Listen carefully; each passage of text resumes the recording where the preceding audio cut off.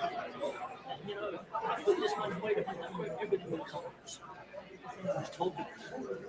Like, it's nothing. Yeah. That's the thing, you're okay. What's okay?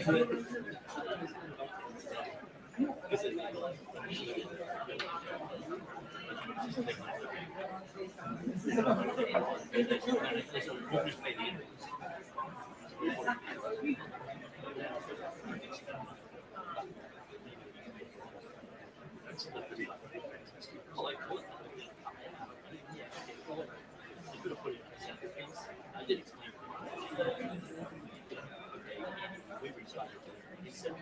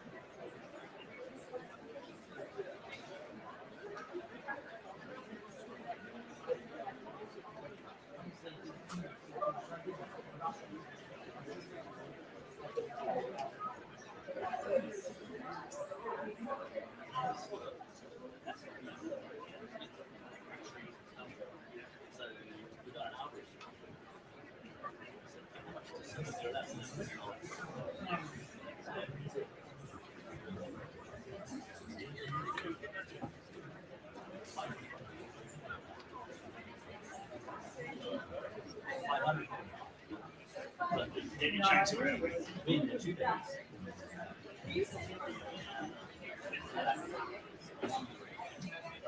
Not finished.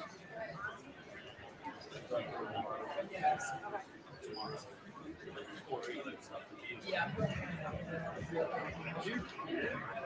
So we could use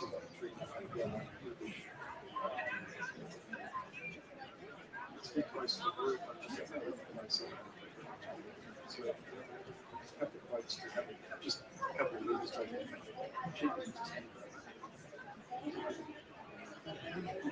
I said to the basket, no, you're too late.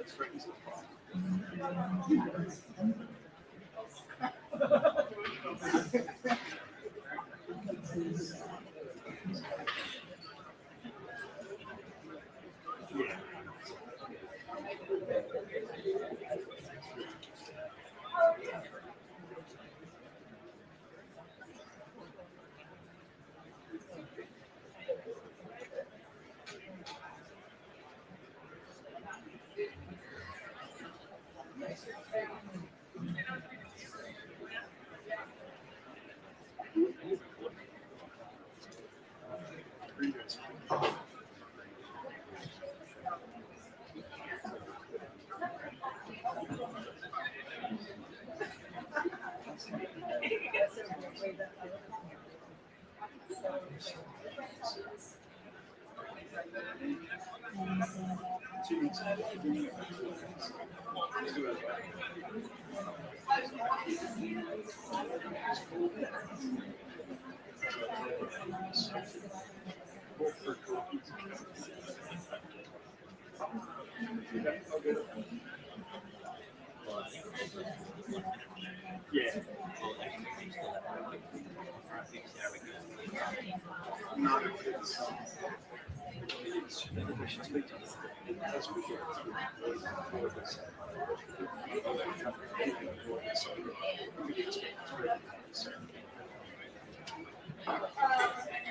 Double check.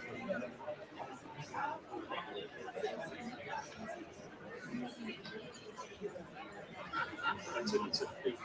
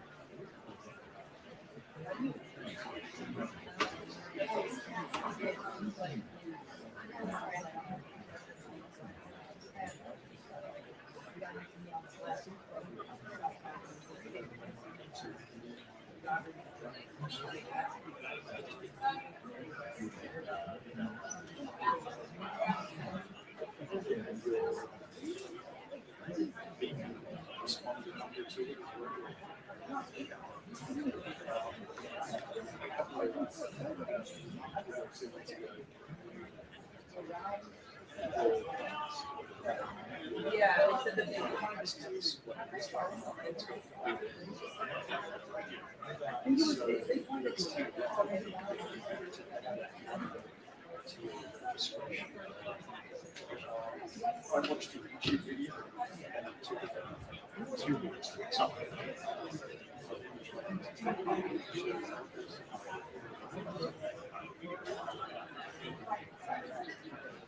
I'll find it. It's 3 months ago.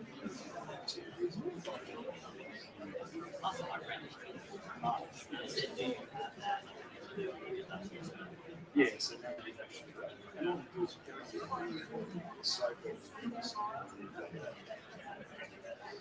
but finding it.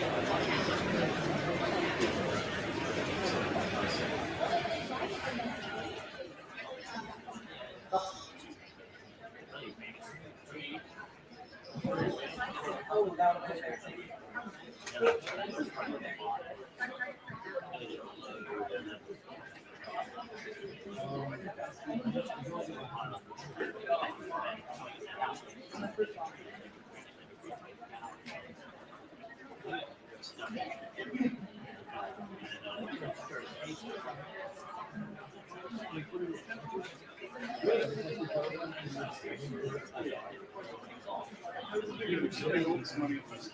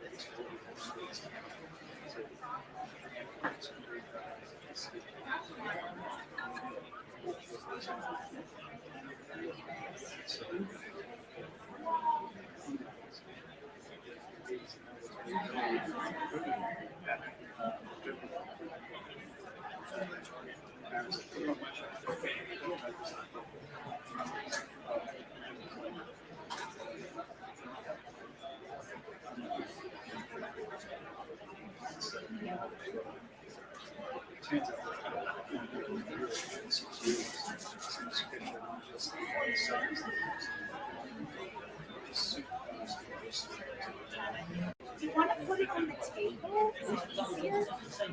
Okay. I think the reason I said it was because 3 people are coming in. Well, this thing's already 20 times faster. It's been sitting it's an engine.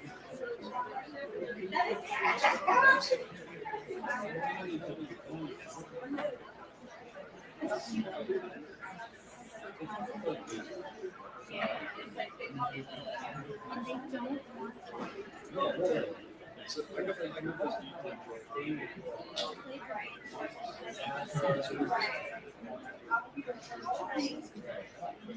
hot tube. Just would only ever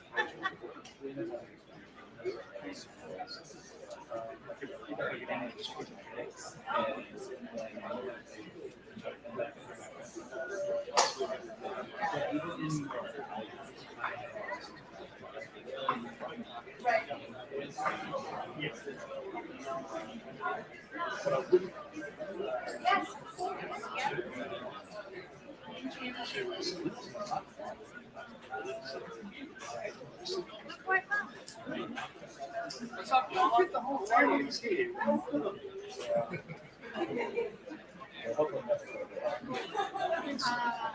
No, I wanted to. Yeah. We have to get this one. What time do you think? It's like 6 a.m. Well, I mean, no, I don't want. I'm trying to avoid. I'm trying to avoid place time. So, what? When? Today or tomorrow? I'm not happy with that. I like my music. Okay. Okay. Can we do it at 11? Where are we going to do it? I mean, we need a general expense. Actually, that's okay. Maybe we can drive to the church and they can give the reference. It's like a 15-minute drive. Yeah, so John Church.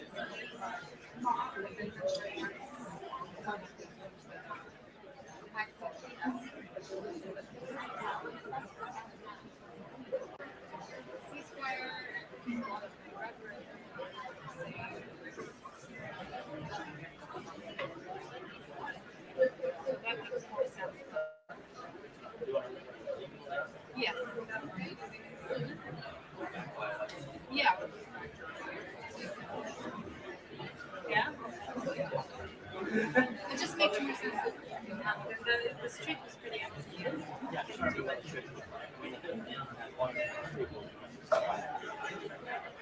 Yeah, that's what.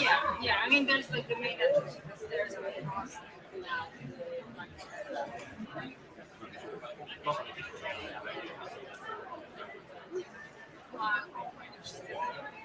Just one, we're going to be outside.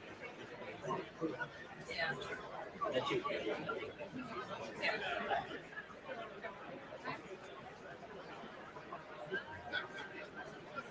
What do I do? No. Yeah. So after the debate, what we talked about, we'll start it out with and you pick. Yeah. And then there will be a part that you just read it.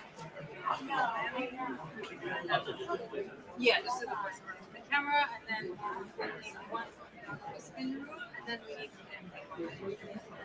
You know we can use yes, exactly. That's why we're not going to do it tomorrow. We're just going to use it. This is what happens.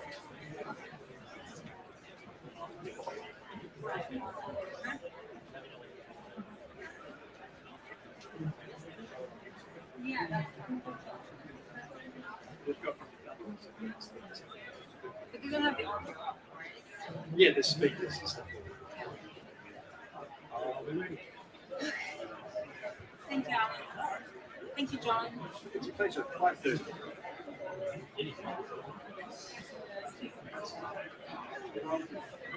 So it's, the good thing is it's got the transmitter's got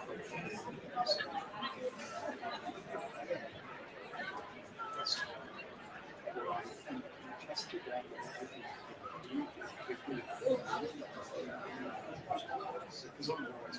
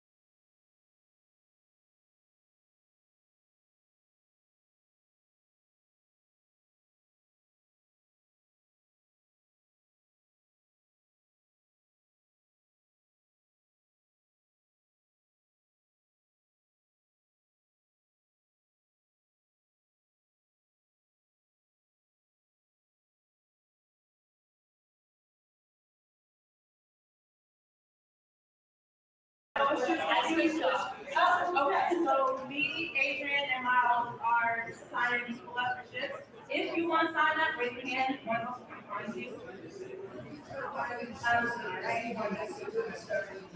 We also need volunteers on site.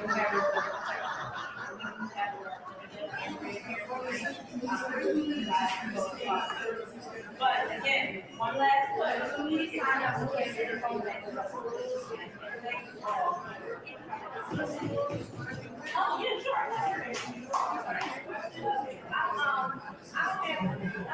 One thing I just want to add is, I don't think people really realize that we are the strongest city in the United States. However way Philadelphia goes in local elections, a state election, and a federal election. So, she's saying it nice, but I'm just going to answer. You gotta get out and vote. You cannot go not being phone bank. You cannot phone bank. You tell your mom, your daddy, your sister, your brother, your church family, everybody. Philadelphia does not come out. There's no right way but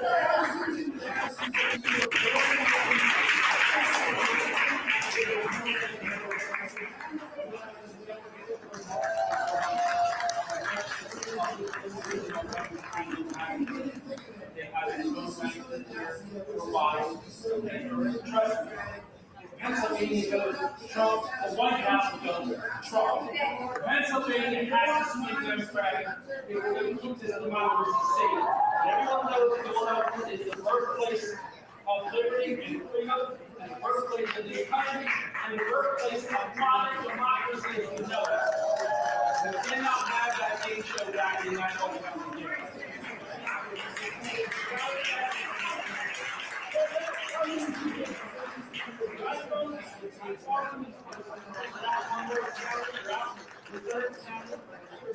I tell every vote counts.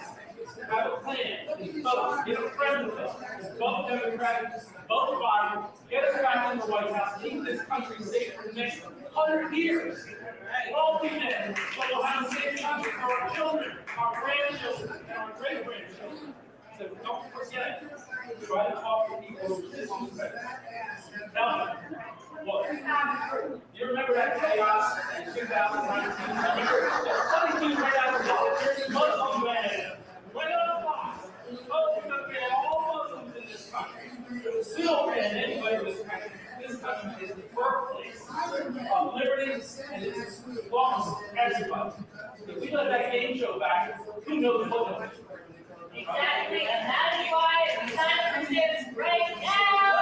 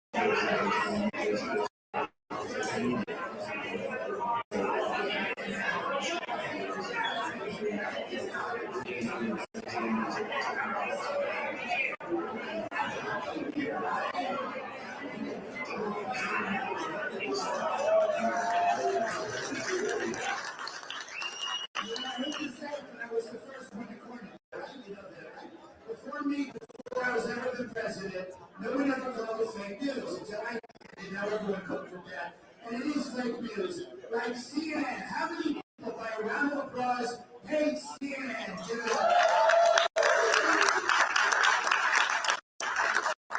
It stands for the Corrupt News Network. That's what it is. Actually, maybe we should call it the Clinton News Network. Their ratings are way down, they're lower than Harvey Weinstein's support, that I can tell you. And that's what he realizes. She's happy, but she knows it's true. That's another theory, but it's true. We don't want to see that because they used to bring on, remember Governor Cuomo, they used to bring in on, he's a pervert, right, ladies? He's a total pervert. You know, Governor Cuomo was here, but Biden likes to stiff them, right? He likes to stiff the women. Governor Cuomo likes to hug women and hold on to them for like 35 minutes. You never know how to think of it, right? I don't know how you hug someone just like 2 seconds. You like quick hug, you like when he does it, Cuomo will hug you for like 10, 15 minutes, pushes up against your wife, your girlfriend. He has touched more women than a Hallmark kid, I can tell you that. We find out a week later pregnant. It's terrible. It's a horrible person. There's another one, ABC. How many people hate ABC? Round of applause. ABC stands for all the communists. That's what it stands for, all the communists. How about NBC? How many people hate NBC? Round of applause. NBC, what I call it, stands for nothing but crap. Nothing but crap. There's only one network I like, I think you know what it is. The other network is my favorite network. Newsmax are very close. Actually, that is my favorite. I have another favorite one. Yell it out. What do you think it is? What's that? You're close. It's actually the Playboy channel. Anthony Archibald. I live in Haverford, Lower Marion Township, outside of Philadelphia, Montgomery County. I'm a registered Republican. I'm here to support Joseph R. Biden, President of the United States. Yes. Speak up. Okay, that's why I'm here to support the president, his re-election. And what do you think? What is your prediction of what's going to happen in debate tonight? What do you think the President Biden has to do to convince the voter in during this debate?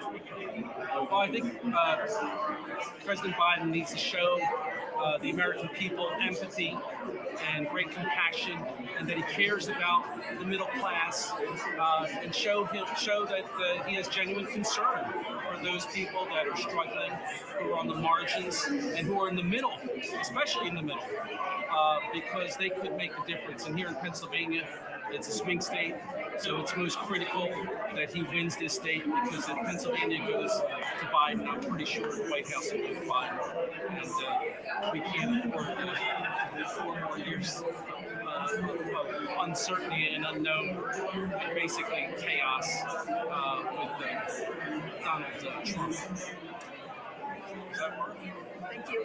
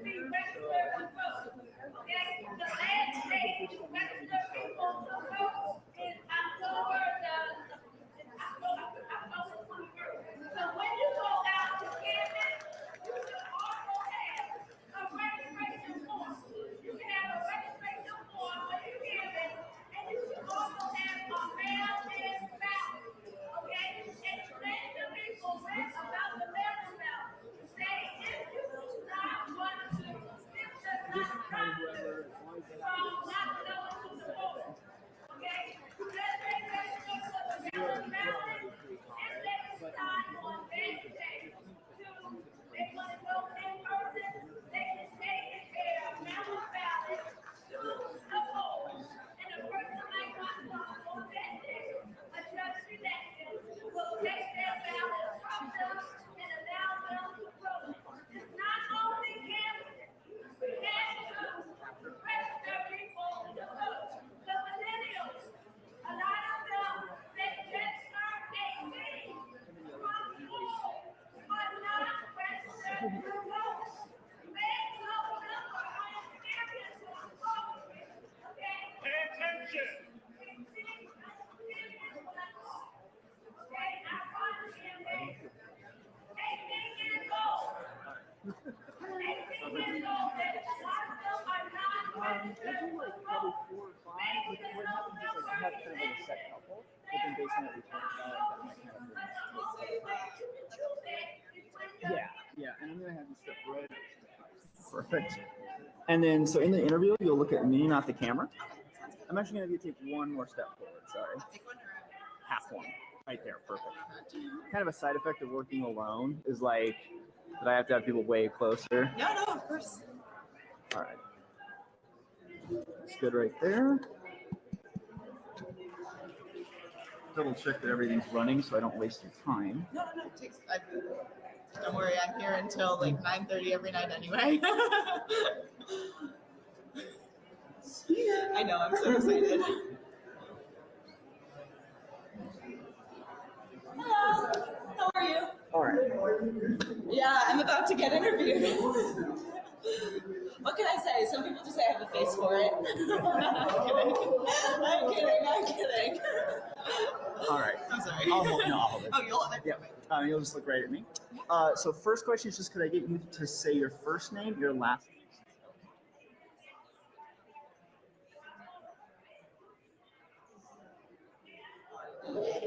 And can I ask what your relation to LULAC is? Yeah, so I'm a policy and legislation fellow here at LULAC, just working for over the summer, and then I go back to school in August. Awesome. And I always hate asking this question, but I do got to ask it. Could you let me know your age, or at least age range? Yes, I'm 21. 21. So I think you qualify as a younger voter. So when you heard they were going to debate, is there anything you're looking for in particular, any particular topics to be talked about in this debate? Yeah, definitely. So as a Latina, obviously immigration is a huge thing that I think is important and should be talked about, especially being here at LULAC. We've had several great sessions about immigration and the effect on the Latino community and what different presidential administrations could do to improve that. And then also personally, I do go to school in Lewiston, Maine, and obviously that had that tragic accident that happened, the shooting. And so gun control is definitely something that I'm passionate about and that I think should be addressed. Gotcha. So I apologize, my math is bad, but it sounds like 21. Would you have voted for Trump, Biden? So I actually missed that deadline by 1 month, unfortunately. And so this will actually be the first presidential debate that I'm voting in. Oh, wow. Yeah. So maybe you haven't seen a lot of debates in the past. Sounds like you're politically interested. Maybe you have. I am, so I'm majoring in politics. Oh. So this debate will be kind of different. Like with no live audience, they're going to mute the mics. Expectation-wise, do you think it's still going to be kind of rowdy? Like, what are you expecting from the two different candidates? So I will say I do think that both candidates are incredibly passionate, so I don't doubt that there is going to be a little bit of intense debating, I would say. But I think this is a great way to control it and make sure that everyone is staying on point and hitting the topics that we want them to be talking about. Gotcha. Just trying to think. You got very solid answers. I'm just, no, my brain's not. Some of them listening, and I'm like, oh fuck, now I have a question. You talked. So when it comes to immigration, one thing. Well, not just immigration, but guns and kind of everything that I can think of. One of the issues we've seen on both sides, but maybe one more than the other, is a lot of kind of misinformation during like political speeches and rallies. Are you concerned that could be this could give a good platform for either candidate to put out some information that isn't really accurate, but it's on a podium where it isn't really going to be pushed against necessarily? So I definitely think misinformation is a huge issue in the U.S., especially as I mentioned, I'm 21. I'm still in college. Social media is something that's really predominant in our lives, and so when I'm looking at media online, I do think that a presidential debate would be something that I would trust instantly. And so having something to not validate that information, if they are saying something on a platform that could be refuted but isn't, that's a little concerning to me as a viewer, and then would require something that I would have to do more research on afterwards. Gotcha. Kind of my second to last question, but as a younger voter, is it on your mind that both of these candidates are kind of up there in years? I mean, definitely, that's a concern for me, 100%. I do think it is not only the presidential candidate, but also who they surround themselves with. And so if they can surround themselves with people who are more relatable, who are more informed on what younger generations are interested in and are advocating for, then that could maybe compensate for some of their older ages. No, I think, and that, to be specific too, I was going to ask, does the vice president role play a more major element in this one than maybe younger candidates? Yeah, I think 100% definitely it does. Seeing who they align themselves with is a huge part of how I decide which candidate I'm going to be voting for. This is a question that you are totally welcome not to answer, but I'm going to ask it. Are you willing to say kind of which side you're leaning towards right now in the presidential debate? Yeah, of course. I am a registered Democrat, so I would say I would vote for Biden as of this point in time. I do pride myself on being a little bit more of a moderate Democrat, and so in the sense that I will always listen to both sides and then make an informed decision rather than just voting based on party identification. Guys, not one dots down one side. Exactly. Perfect. Well, thank you so much for talking. Yeah, to me. no, really of course. Thank you so much. Have a good one. Did I? I was so nervous. No, you're very cool. So who would you do next? Yeah. So the only thing we're going to do a little bit differently is I'm going to stand on that side, and you'll look at me.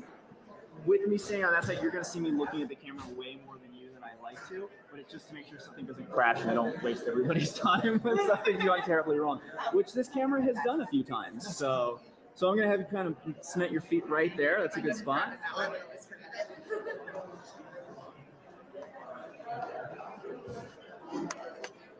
Yeah, no, I was in the middle of an interview with the guy that runs UFC. No, yeah, who's like, politics aside, a very intense person. Like, not totally friendly in person, but not a guy I wanted to like screw up around. And as we're talking, my camera goes, and it killed all the video. And I happened to have another camera, and we got it. But ever since then, I'm like, that's why I'm like, I'll look at the camera all the time to see if it's done something. Cool. So yeah, like I said, you'll just look right at me. Can you edit my videos out? Stop. You guys are so ready for TV. Me, I just get in front of the camera for. Because of this. All right, perfect. So first thing, same thing. I'm just gonna have you say your first name, your last.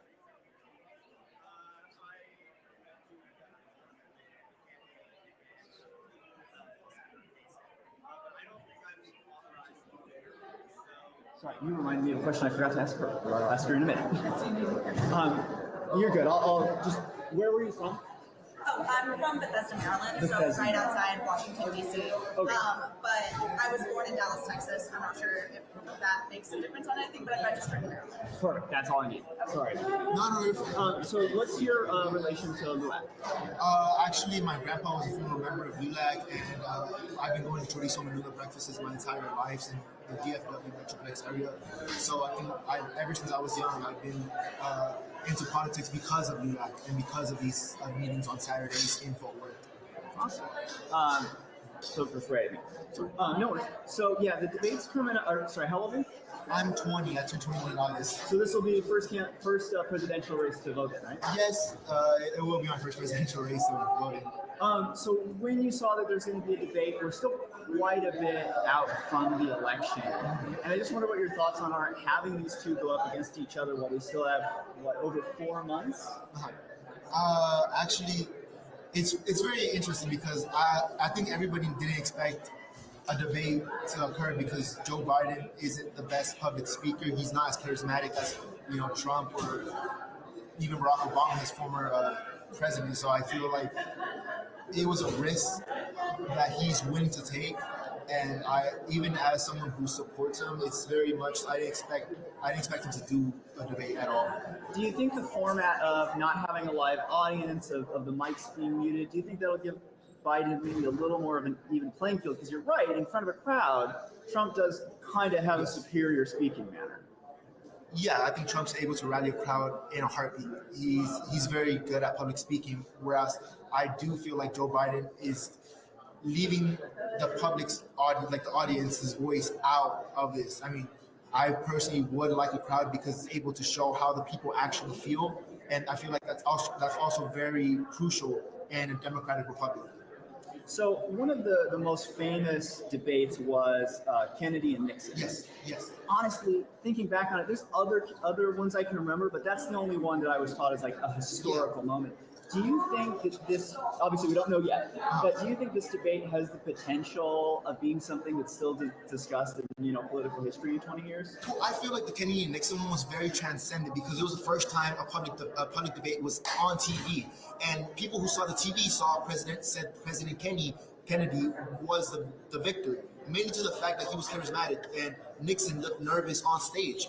Nervousness plays a massive factor. We've seen President Biden be nervous multiple times in this, and honestly, I feel like Trump's more. He carries himself in a manner that is more. He just carries himself differently, and I think in 20 years you can see this as a massive point because the effect it can have. But stage presence is Stage presence plays a massive factor. So, as a young voter, as a first-time voter or presidential voter, what are some of the what's the top two topics that you want to hear discussed that you're passionate about? Number one, the Palestine issue. Number two, I'm from Texas, so I think the way Joe Biden or Donald Trump reacts to Texas and the way they've kind of ignored the federal government, I would like to see if they discuss that. And I would probably say Project 2025. Project 2025 is a massive talking point that I would like both parties to discuss because whoever wins will take control of our future, obviously. When it comes to Palestine specifically, if we could talk a little bit about that, that's a place where both Trump and Biden have been criticized. Obviously, Biden is in the White House, so it's a different conversation. But looking at that, like the upcoming election, where does it play a role? Like how important of it is, and do you think it'll be a considerable issue for Biden voters moving forward? Yes, mainly to the fact that Democratic voters tend to be younger in age, and you see many of these protests involve a lot of the youth. And we always say, can the youth come out and vote? But you see now that a lot of people on TikTok and on social media platforms are saying they want to abstain because of this issue. And if you're Biden, you don't want the young voters to abstain. So on that part, you see it playing a massive factor on the presidential outcome. Right, because someone not voting is almost as big as them voting for the other candidate. Exactly. Basically. I think that's it. Is there anything else that you're looking for specifically on the debate? Or I guess maybe my last question then is, both of these gentlemen are a little older, but especially Trump's kind of known as a firebrand. Do you think that'll be mitigated in the debate in the way it's things, or do you think you'll still see some sparks fly? That's up to the moderator. And if he's able to control the environment, we've seen in previous debates between both of them that it was not moderated whatsoever. So I wonder if they'll mute the mics for the person who is not talking. But hopefully it is moderated. Hopefully it is able to be a tame environment where both parties are able to speak their side. Would it be fair, though, to say that you do think the moderator would have to step in? The moderator is going to play a massive factor in this. Well, thank you so much for talking with me. I really appreciate it. That was great.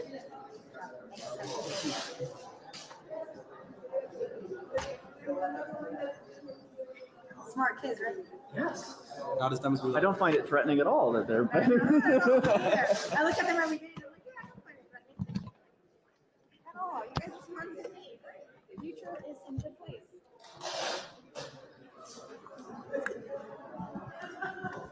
Perfect. So I'll have you look right at me. And Ty, so the president of the organization is going to middle response. Okay, perfect. I'm going to have you take just a half step back for me. Right there. Are we allowed to like stop and restart an answer? Sorry, what? Is it like, can I retry an answer? Yeah, if something doesn't come out right, just let me know and you can totally start over. Between how loud it is and how mumbled my questions are, believe me. I've done lots of take twos. It's not a problem. All right, perfect. So I'm just going to hold this right here. Same thing as always. It's just going to have you say your first name, your last name.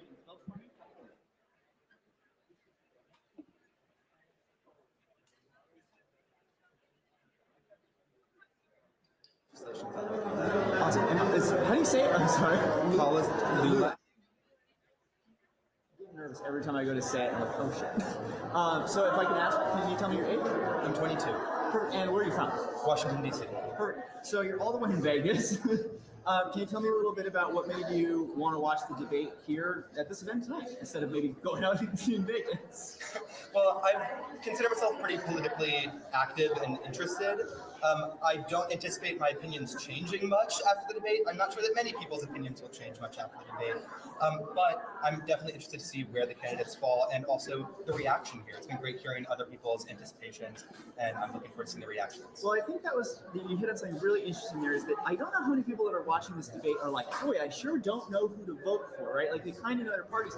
Is this more about seeing what your candidates, like, is this kind of a thing where in a year, we have either candidate elected, we can say, hey, they're not following through with this. Is that a better opportunity to see where the candidates stand on a specific topic, as opposed to maybe more traditionally a debate where we go, oh, I like this guy now? I think nobody is not sure how they feel about Joe Biden or Donald Trump.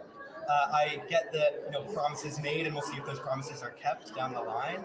I agree that it might be not so much Joe Biden versus Donald Trump, but each versus home, right? Are people going to turn out for them? Are they going to rally their base to show up? Not so much those swing voters in some states. So I do agree. The election is pretty far out, but when we look back at 2020 and January 6th, we did see a lot of action in the streets. Things seem to have be a little bit quieter. There's instances we can point to across America, of course, but overall it seems a little quieter. Do you think, again, just your opinion, do you think towards the election we'll start to see a ramp up in in the streets political movements? I disagree that it's quieter.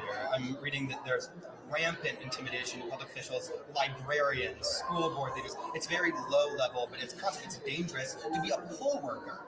Like, that stuff's insane, and the elections are politicized, libraries, schools, bars, all of that. And so I do believe there will be political violence in the streets at a high level if Trump loses. There'll be probably more on the protest side, maybe some violence if Biden loses.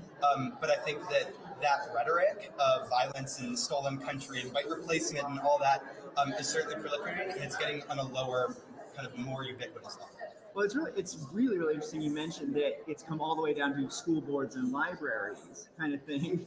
Are you concerned that while there's so much attention paid to the presidential level, do you think maybe this is actually something that's affecting much lower level, school board 5?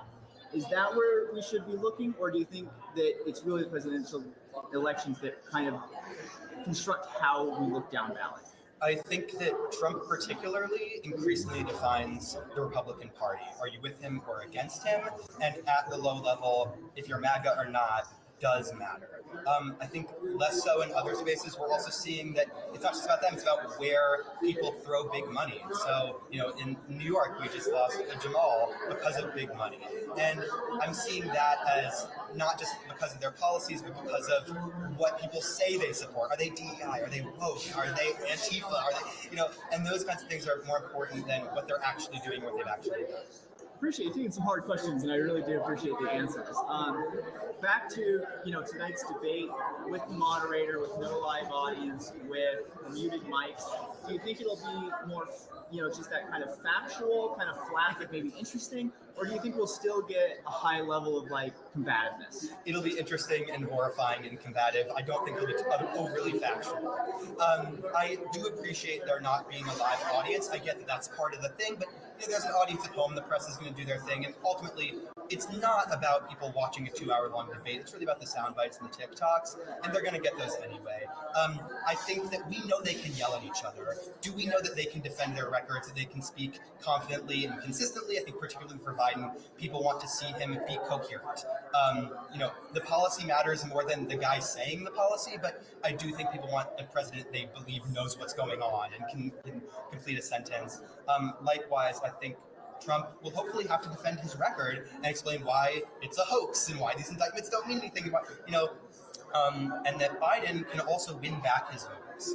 I think people are not going to necessarily flip to Trump because they're opposed to Biden, but they will stay home. And that deeply concerns me. You could call it the lesser of two evils, but the difference matters so much. And I think it's imperative on Biden to earn back the people who wanted to vote for him in 2020 or want to vote for him now. And I feel that these foreign policy issues are complicated, but a lot of people feel that he is just failing them and failing to draw red lines. Now, it's possible that even if Biden draws red lines, Netanyahu will ignore them. But still, he's got to do something to win back voters, and I'm hopeful that he does, but I think actions are speaking loud. And again, I asked this to her, again, totally, you can say I'd rather not answer. Are you willing to say who, at the moment at least, you're in support of? So I wrote in Gaza for the primary and my Democratic ballot. I don't agree with everyone who's at the encampment in my school, but neither people sleeping in the same tent as each other.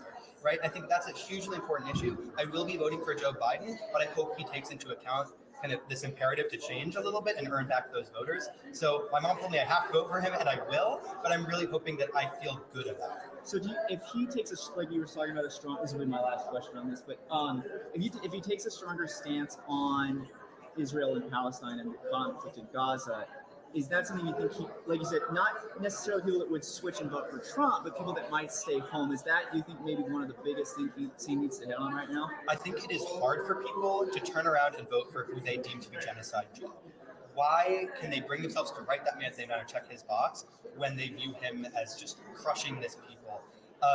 I think even changing course might not be enough to get those kind of disillusioned voters, especially in Atlanta and Michigan. It shouldn't matter that they're in Atlanta or Michigan because the Electoral College is the reason this is even a competition, right? But to that end, I think some people might listen closely to what he says going forward, but it has been so long, and not just on this issue, that I think it might be too late to win back people by proving that he's going to do what they want. Fascinating. Well, that was all I had, but thank you so much for talking with me. That was great. Thank and you. I really appreciate it. You had some interesting topics. I asked some hard questions, but I really appreciate it. Thank you. That was great. Thank you. Good to meet you. Thank you. Is it open? Yes. Awesome. Thank you so much for that. They were great. So we'll do the national president in the middle, and then I've got a post debate. We're trying to get you the audience as well for post debate. Awesome. That'll be great. Is it possible to get the video? Here, give me 1 sec. General thought is that it's 6% of the voters in 6 states who are going to decide this election. That 94% of voters. Okay, cool. It'll be on the AP's website, and then already saw, and it's only 6 I can, yeah. I'll share it with them. Okay, cool. Don't worry about doing it. I'll share it on. Then that's what we'll do. and about And yeah, I hate to say it, but I don't know the deciders. I mean, they've got that everyone will make it just because they are polling from the whole nation. So I always like to mitigate. But I think, I did get a text in the middle of that, which is probably not. at this point. They trust But Trump. this is on the road. So I think we're in good democracy means space to different have. things to different people. So, I think a lot of it I is will, how's the you know, country it's probably run. going to be pretty full. Right track, wrong track. People But are it is a kind of dragging very their small feet, sliver so- of people. You know, It's maybe 9, 6:30, yeah, all these 5:36. big national debates and all these national labs. So yeah, I'll probably be fairly Couple of million people in still the room for a little bit, and then Take your time. be done with it. It is amazing though, Leave your stuff the here, and then we democracy can is go do, something I have that to can go in also the be open to take flipped. care of another matter, but That I it is need equally perfect. Thank you so much. to some Trump voters as Biden voters, and they see it the opposite way. Or, one thing that happened during COVID is because there were changes to some election laws to accommodate the pandemic, there are people who thought that went too far and criticized that as in terms of election integrity. I do want to say this is such a great state to be in because in Michigan you have like these amazing students, right, and university spaces. You also have like a robust labor union kind of community. You have that suburban mom community that everyone's talking about. It also has rural elements. It's really like a great state and a key one in the so-called blue wall that at one point went to Trump and then Biden got it back. And these are all constituencies that both of these candidates are aiming their message at. And just quickly, I gotta say, Macomb County, 1980, that's where Ronald Reagan went in a very democratic state, and he went after Reagan. Okay, so I just want to go over this quickly. How many people here are registered to vote and how many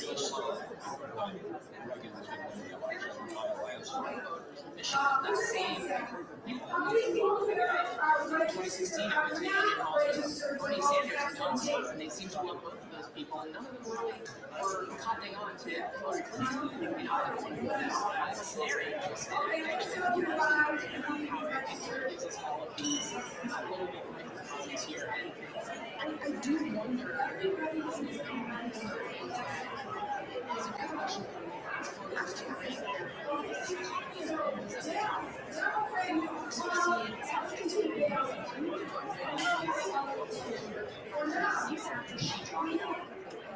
just keep coming back to wondering whether this is even going to those voters and staff why they were doing that, and how are they balancing the displeasure that they feel these people are Republicans,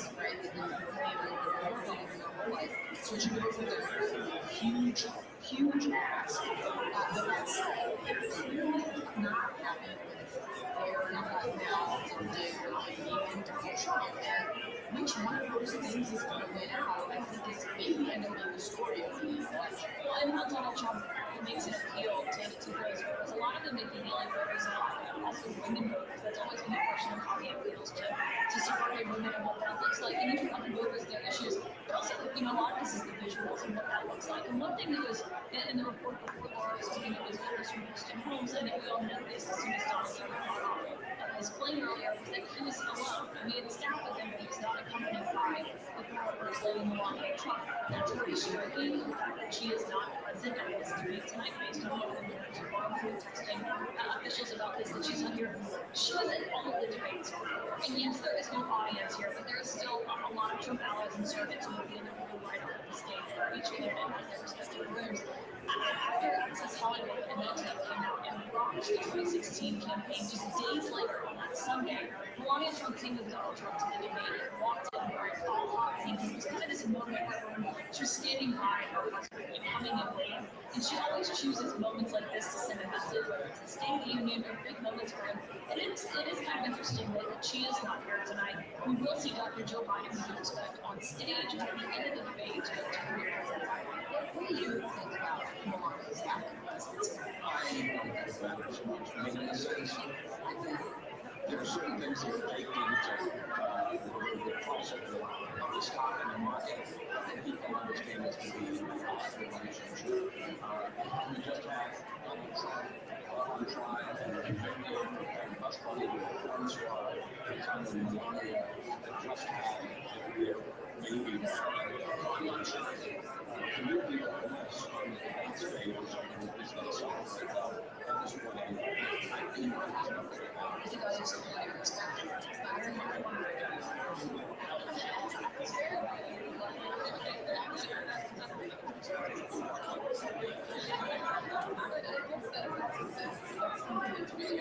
is how much has changed over the week. We talked about how much is the same for these candidates, but a lot has happened since they were on stage. Me too. Incredible burst of labor energy has happened over the last 2 years. Obviously, the war in Gaza and the energy that's turned off on the progressive side. So there's a lot, even though it's the same two guys, we're different. And there's a lot of dynamics that happen. Also, January 6th.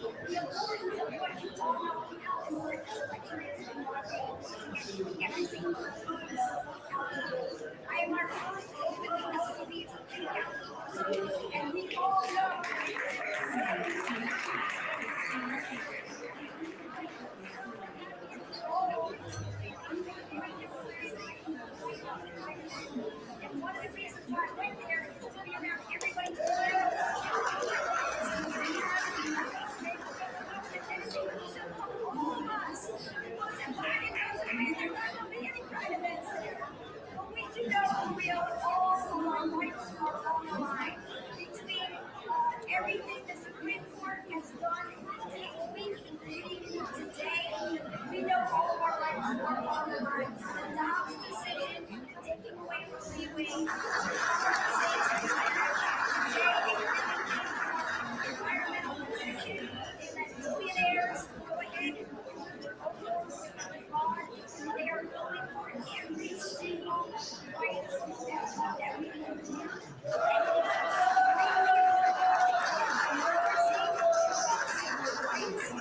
Everything that we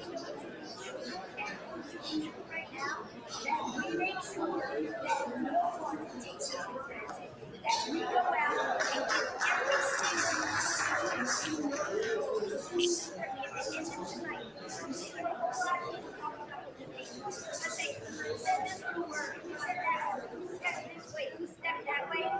None of that matters. None of that matters to us in Philadelphia. We know what matters. Our democracy matters. Our rights matter. That we can turn the Supreme Court around if we get more years. Because if not, these will get worse. We look at what's the most important thing to me. I'm a lawyer. I don't care who steps here or whatever. That Supreme Court is the most important thing. And we're seeing it every single day. So thank you so much for being here. The energy in the room last night was fantastic. The energy in the room today is fantastic. We can't wait. We will make sure that we bring it. And when we bring it for Philly, we bring it for Pennsylvania.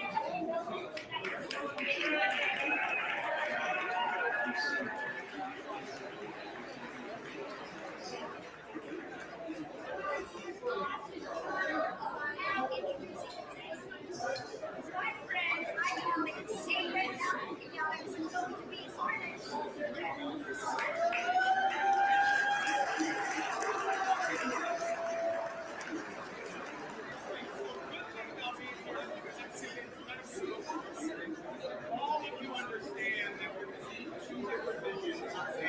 right? One guy was Texas, who was well inherited. One guy who actually gets a damn best family, a baby young and a young girl, and understands his own role. But what I hope you understand, but I can't know, it's in your brain. I hope that you understand how much power you have. This election's not going to be decided as much as I know who I'm going to recognize you if you're in the election.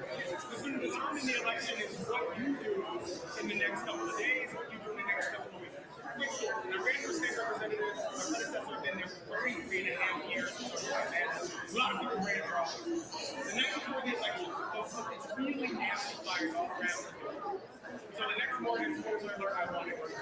But the next morning, I see one of my neighbors, and she's looking at me, and I'm looking at her, she's looking at me, and I'm like trying to figure this here. She's like, so I'm seeing you like this is happening. This conversation. And she said, Malcolm, I don't know if you know, people just keep asking flyers all around. And I was like, I promise you, this is like I saw flyers, I promise you. She was like, well, I've been down 3 other people go vote, and they won't vote, so I'm so upset of it. I ended up winning that war on election night by 1. That is a reminder to every one of you. It's not about how many hands you see, it's not about how many people vote things you get.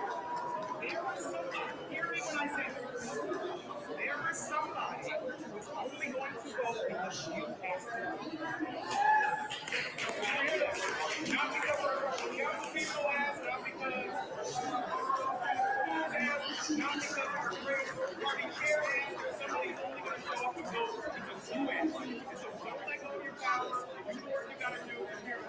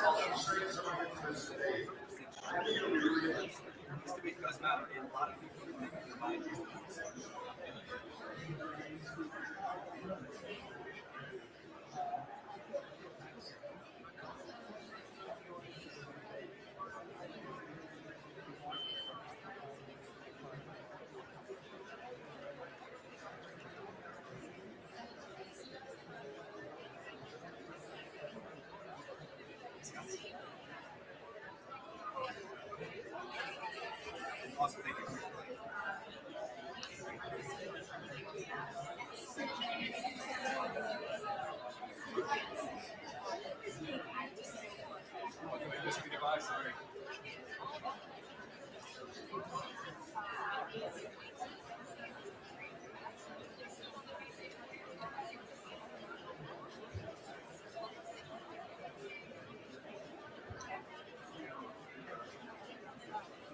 All right, we'll go live down there. Thank you. Thank you for waiting. I appreciate it. Yeah, thank you.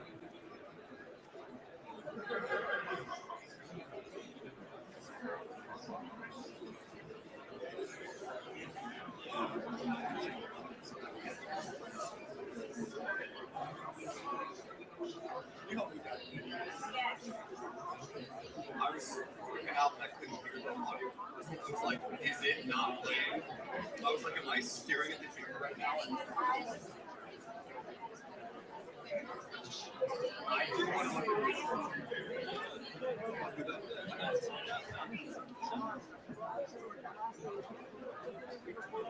That's fine, okay.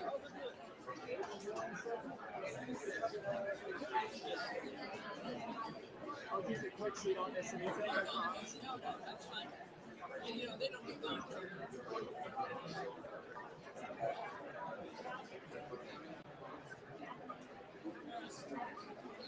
Concept takes half a step pushing right there.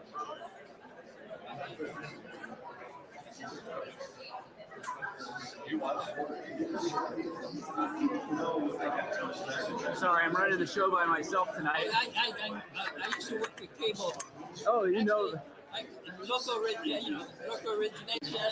We had a channel, and so I was in franchising, but to help out the local origination. Gotcha. All right. So you look right at me, not the camera, and I'll keep okay. Just first question is, could I have you say your first name, your last name?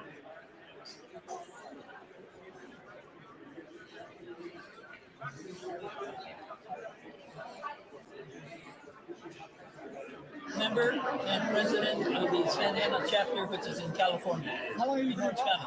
Been involved since 1976. So, I hate to ask this live. No, that's right. Can I ask how old you are? I am 78. So it sounds like you might have seen a debate or two in your past. I have for quite some time. What are your thoughts? This one is a little different because it is a former president and the current president who is going to be going into a debate. Two, the format of it, because they're not no audience, and they're going to have a little light on their on their podium, and they're not going to be able to yell at each other. So you've got a team Biden-Harris, so I'm going to guess that's who's scored? I'm a Democrat, lifelong. Except for one period of time, La Raza Unida. Is always the one. Yeah. So when we're looking at Biden tonight, what are you looking for? What are you looking for? You want him to say, or is there anything you're nervous about? Well, the president has to be, of course, presidential. He has his record. The economy is coming up, but I think people are not really feeling it now. But once they realize the economy is coming back up, they're going to, by election time, they're going to realize that they've been a mistake, whether it's in polling, surveys, etc., that the answer is going to be we're going to stay with the president. And when we look at the Trump side, are you expecting kind of that firebrand? Do you think maybe the way it's being set up will kind of mute that? Or Trump is by nature, but he himself is not going to be able to stick to the script. But we'll see what happens. He may be so disciplined that he'll be gentlemanly about it. But we'll see what happens. We don't know what's going to happen. So one of the most famous debates that I know of was Nixon and John F. Kennedy. Correct. We still talk about that. It's still taught in political classes in high school. Looking out 20 years, do you think this debate has a possibility of maybe not as serious, but getting into the history books? Well, I think one additional thing about this debate is you have two older men, and makeup is not going to make a big difference here.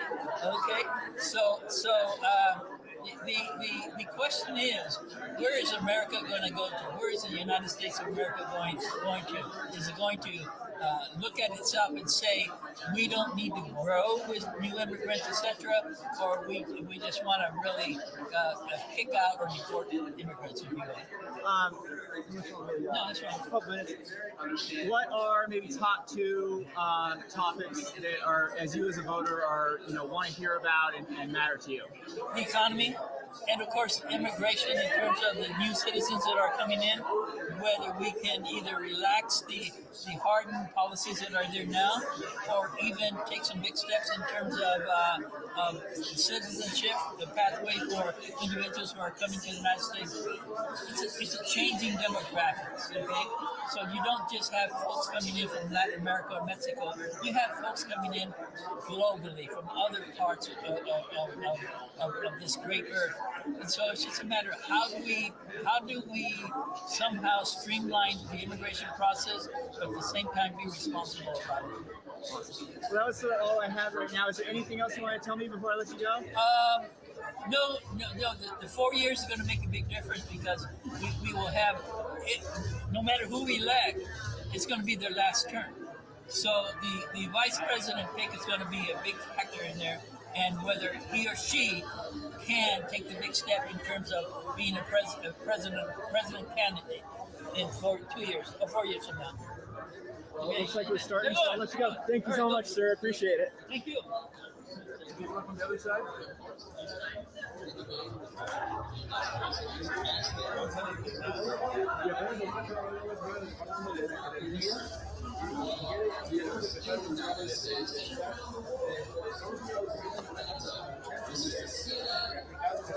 If you decide you need an interview from the other side, I'm fine. Absolutely. When there's a commercial break, because I know they're going to do one, maybe in the back right there, because that would be great. I'd love to talk to you about it. Thank you so much.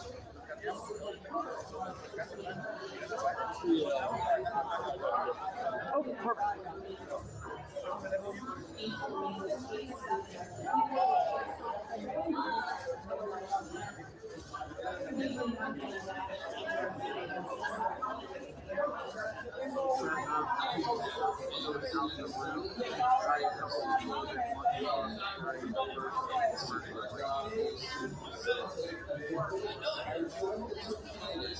Before we actually talk.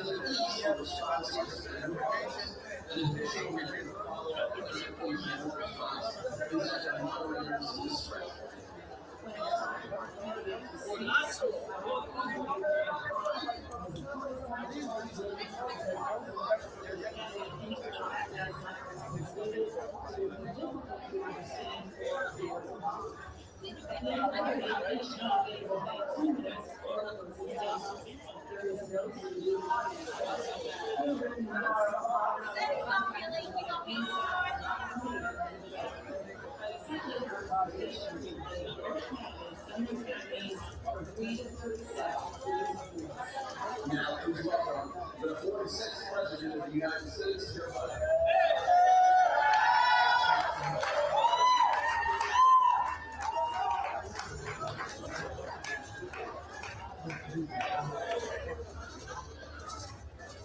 Please welcome the 45th President of the United States, Donald Trump.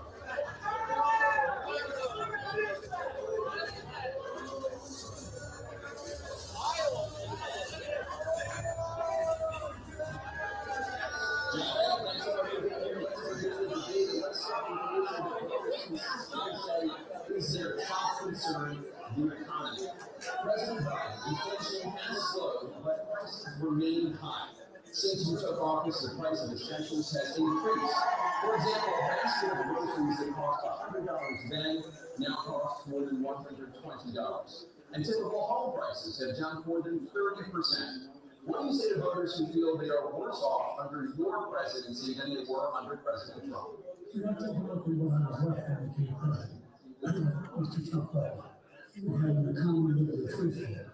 Pandemic was so badly handled. Many people were dying. All these things was not that serious. Just in general, we are.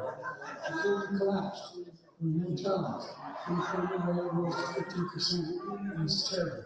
And so what we had to do is try to put things back together again. And that's exactly what we're going to do. We created 15,000 new jobs. We brought out a position where we have 800,000 manufacturing jobs. So what have we done? What have we done? Working class people are still in trouble. I come from Scranton, Pennsylvania. I come from a household where the kitchen tables and things weren't even met during the month was a problem. First things, first gas, first housing, first whole range. That's why I'm working so hard to make sure I deal with it. And we're going to make sure that we can't lose the price of housing. We're going to make sure we're going to make sure we cap rents. We're going to make sure we can't take the combination of what we're going to make sure we have rent like In addition to that, there's a situation where we have to take a look at all that was done. In addition to that, we're situated very much at all. We have to until we left our technical education. And so we're creating that second job and make sure that we're in a situation where, and so now effectively right now the first job to go to the organization. We're now to $15 one person for the easy shop for $15 and see what's to be more than $200 in the shop and I'm sitting there next to you in a situation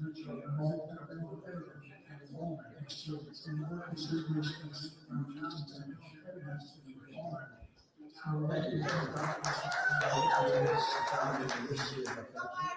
Thank you, President.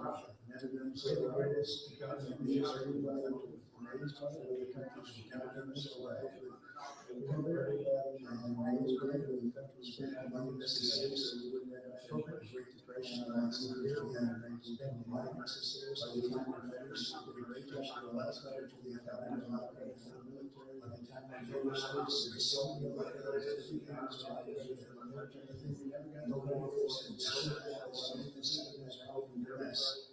And he's been able to evidence which his assets are invested, but under the best and creating the United States as a country where the South America actually is high up in the public and when we put that country the injustice is created for the immigrants and bounce back jobs, bounce back with the voters. He is not doing a good job, he's doing a good job, bounce back, he's still bounce back. It's absolutely, he does not say a good job. Thank you, President Biden. Inflation is still more. Well, the greatest economy in the world, thank you, President Biden.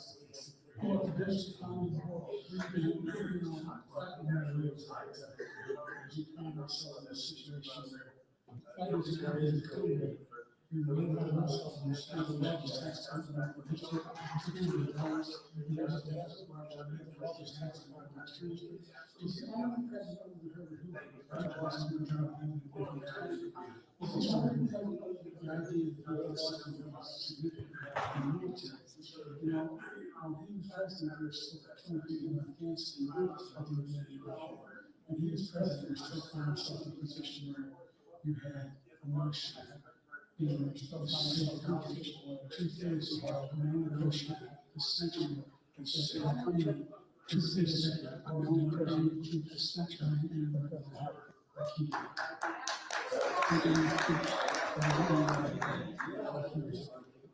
and President Trump, I want to follow up if I can. You know, well, I'm going to ask you to follow up. You can do whatever you want for minutes and get you.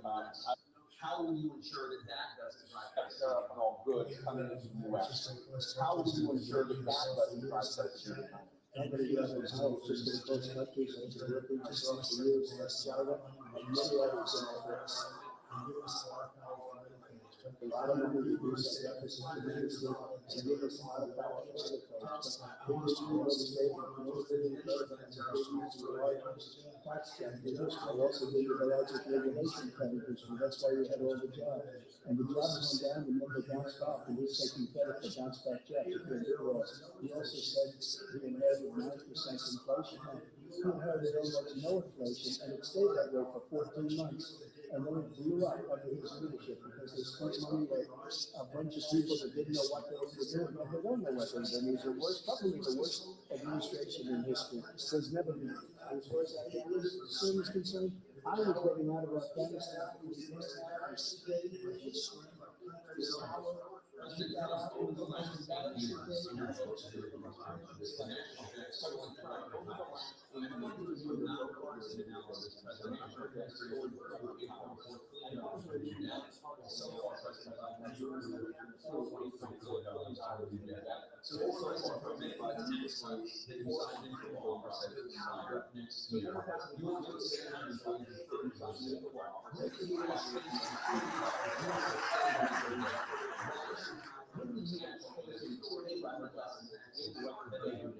the tax was the greatest economy that we've ever seen. Just talking about it. And the tax was the greatest economy that we've ever seen. Just about any other country. It was so the taxes. When we cut the taxes, in Germany, the corporate tax was cut down to 21% from 39%, plus going back. we took in more revenue with much less tax, and companies were bringing back trillions of dollars back into our country. The country was growing like never before. And we were ready to start paying down debt, we were ready to start using the liquid gold right under our feet, the oil and gas right under our feet. We were going to have something that nobody else has had. We got hit with COVID. We did a lot to fix it. I gave him an unbelievable situation with all of the therapeutics and all of the things we came up with. We gave him something that people died in his administration, even though we had law to fix it. More people died in his administration than our administration, and we were in the middle of something which a lot of people don't want to talk about. But we had far more people dying in his administration. He did a mandate which was a disaster, mandated the vaccine went out here, mandated the vaccine, which is the thing that people most objected to about the vaccine. And he did a very poor job, just a very poor job. And I will tell you, not only there, but throughout the entire world, they no longer respect this country. They don't respect our leadership, they don't respect the United States anymore. We're like a third world nation between weaponization of his election, trying to go after his political opponent. All of the things he's done, we become like a third world nation. It's a shame. The damage he's done to our country. And I'd love to ask him, and will, why you allow millions of people to come in here from prisons, jails, and mental institutions to come into our country and destroy our country. President, of the music integration later in this President, I want to give you an opportunity to respond to You know, the largest nation of the day, you got $2 trillion tax on benefit very well. I remember the 6 times, for example, we have 1,000 trillion. We're in a situation where they have an 8% tax. If they just pay 24%, 25%, even on they invest $500 million, billion dollars, in a 10-year period. We'd be able to rip out our debt, we'd be able to help make sure that all the things we need to do, child care, making sure that the cabinet strengthen our health care system, making sure that everyone, every single solitary person eligible for our grants who were at the COVID is getting dinner and everything we have to do.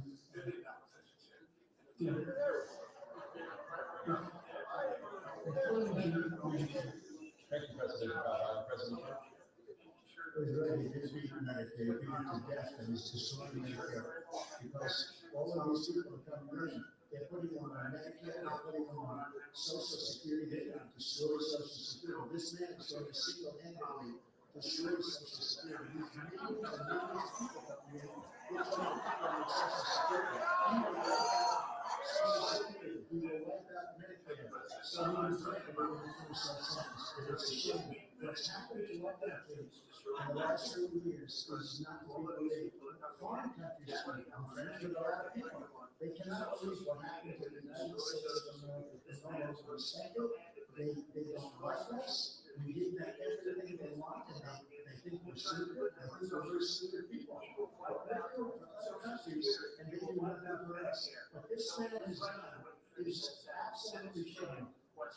Thank you, President.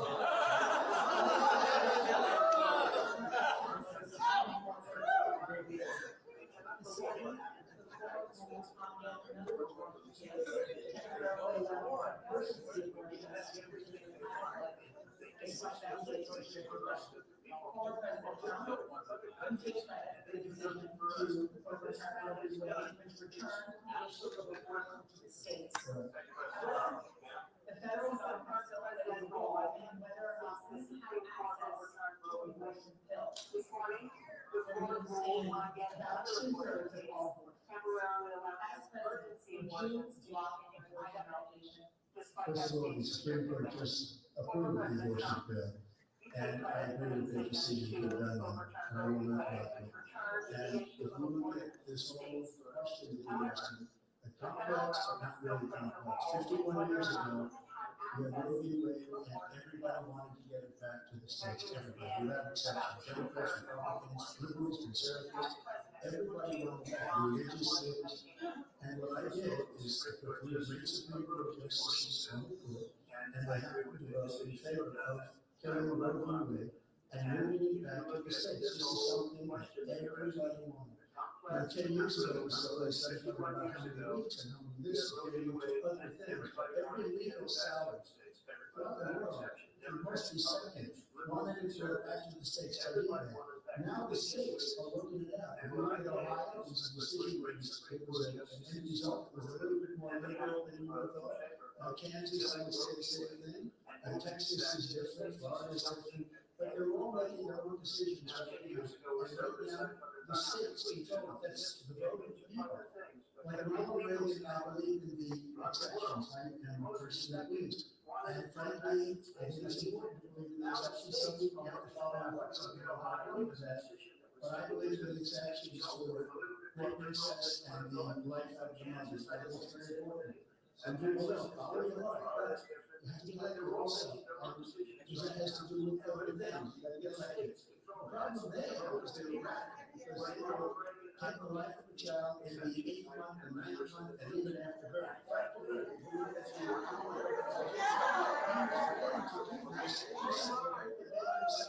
And will determine what we do with it and we will kill the baby.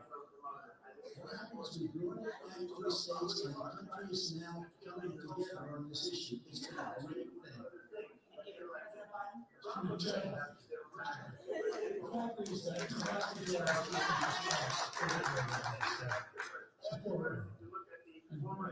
This idea that they're all against it is just ridiculous. And this is the guy who said the state should be able to have a great state for 6 weeks. And maybe over the pregnant, to feel not send out to happen and have him decide what your circumstances are. The idea that states are able to do this is a little like saying, I'm going to send certain rights back to the states. That each state have a different rule.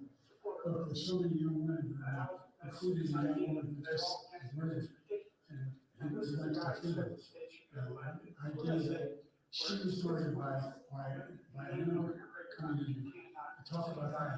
Here's the deal. There's a lot of young women being raped by their in-laws, by their spouses, brothers and sisters. It's just ridiculous. And they can do nothing about it. And they try to arrest them across state lines. There have been many young women murdered by the same people who allowed us to come across our border. We are told it's the most dangerous place anywhere in the world. It's the most dangerous place anywhere in the world. And you open it up, and these states are coming into our country, and they are raping and killing women. And it's a terrible crime. As far as abortion is concerned, it's back with the states of the in many cases, it's frankly,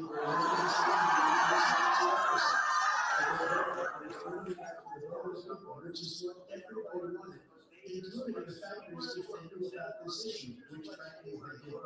But they were everybody wanted to go back. Ronald Reagan wanted to go back. He was able to get it. Everybody wanted to go back. And many presidents had tried to go back. I was the one to do it. And then this is the vote of the people. And that's where they wanted it. Every legal scholar wanted it back then. And on the topic of abortion, President Biden, 7 states, I'll let you do that, this is the same topic. 7 states have no legal restrictions on how far into a pregnancy a woman can obtain an abortion. Do you support any legal limits on how late a woman should be able to terminate a pregnancy? I support Roe v. Wade, which held 3 trimesters. First time is between a woman and a doctor. Second time is between a doctor and an extreme situation. The third time is between the doctor, between the woman and the state. The idea that the politicians, that the founders wanted the politicians to be the ones making decisions about women's health is ridiculous. That's the last. No politician should make that decision. A doctor should be making that decision. That's how it should be run. That's what you're going to do. And if I'm elected, I'm going to restore Roe v. Wade. He can take the life of the baby in the 9th month and even after birth, because some states, Democrat run, take it after birth. Again, the former governor of Virginia, put the baby down, then we decide what to do with it. So he's willing to, as we say, rip the baby out of the womb in the 9th month and kill the baby. Nobody wants that to happen, Democrat or Republican. Nobody wants it to happen. That is simply not true. The Roe v. Wade does not provide for that. That's not the circumstance. Only when one's life is in danger, she's going to die. That's the only circumstance in which that can happen. But we are not for late-term abortion, period. Period, period. The Roe v. Wade, you have late-term abortion. You can do whatever you want, depending on the state. You can do whatever you want. We don't think that's a good thing. We think it's a radical thing. We think the Democrats are the radicals, not the Republicans. For 51 years, that was the law. 51 years, constitutional scholarship said it was the right way to go. 51 years, and it was taken away because this guy put very conservative members on the Supreme Court. Takes credit for taking it away. What's he going to do? What's he going to do, in fact, if the MAGA Republicans, he gets elected, and the MAGA Republicans control the Congress, and they pass a universal ban on abortion, period, across the board, at 6 weeks or 7 or 8 or 10 weeks, something very, very conservative. Is he going to sign that bill? I'll veto it. He'll sign it. Thank you. Let's turn now to the issue of immigration and border security. President Biden, a record number of migrants have illegally crossed the southern border on your watch. Overwhelming border states and overburdening cities such as New York and Chicago, and in some cases causing real safety and security concerns. Given that, why should voters trust you to solve this crisis? Because we worked very hard to get a bipartisan agreement that not only changed all of that, we made sure that we are in a situation where you have no circumstance where they can come across the border with the number of the border police law now. We significantly increased the number of asylum officers. Significantly, by the way, the Border Patrol endorsed me, endorsed my position. In addition to that, we found ourselves in a situation where when he was president, he was separating babies from one of putting in cages, making sure they were the families were separated. That's not the right way to go. What I've done since I've changed the law, what's happened? I've changed it in a way that now you're in a situation where there's 40% fewer people coming across the border illegally. It's better than when he left office. And I'm going to continue to move until we get to total ban. The total initiative relative to what we're going to do with more border patrol and more asylum officers. President Trump? I really don't know what he said at the end of this. I don't think he knows what he said either. Look, we had the safest border in the history of our country. All he had to do was leave it. All he had to do was leave it. He decided to open up our border, open up our country to people that are from prisons, people that are from mental institutions, insane asylum, terrorists. We have the largest number of terrorists coming into our country right now, all terrorists, all over the world, not just in South America, all over the world. They come from the Middle East, everywhere, all over the world they're coming here. And this guy just left it open. And he didn't need legislation because I didn't have legislation. I said, close the border. We had the safest border in history. In that final couple of months of my presidency, we had, according to Border Patrol, who was great, and by the way, who endorsed me for president, but I won't say that, he endorsed me for president. Brandon, just speak to him. But look, we had the safest border in history. Now we have the worst border in history. There's never been anything like it. And people are dying all over the place, including the people that are coming up in caravans. Trump. President Biden? The only terrorist who's done anything across the border is one who came along and killed 3 under his administration, killed Al-Qaeda, killed 3 American soldiers. That's the only terrorist that's there. I'm not saying that no terrorist ever got through. The idea they're emptying their prisons, we're welcoming these people. That's simply not true. There's no data to support what he said. Once again, he's exaggerating and he's lying. President Trump, staying on the topic of immigration, you've said that you're going to carry out, quote, the largest domestic deportation operation in American history, unquote. Does that mean that you will deport every undocumented immigrant in America, including those who have jobs, including those whose spouses are citizens, and including those who have lived here for decades? And if so, how will you do it? Just 1 second. He said we killed 3 people. The people we killed are al-Baghdadi and Soleimani, the 2 greatest terrorists, biggest terrorists anywhere in the world. And it had a huge impact on everything, not just border, on everything. He's the one that killed people with a bad border, including thousands are citizens, including those who have lived here for decades. And if so, how will you do it? When they come in. They're killing our people in New York and California. The 2 greatest terrorists, biggest terrorists in the world, that had a huge impact on everything, not just border, on everything. He's the one that killed people with the policy. People are coming in hundreds of thousands of people dying, and also killing our citizens when they come in. I call it migrant crime.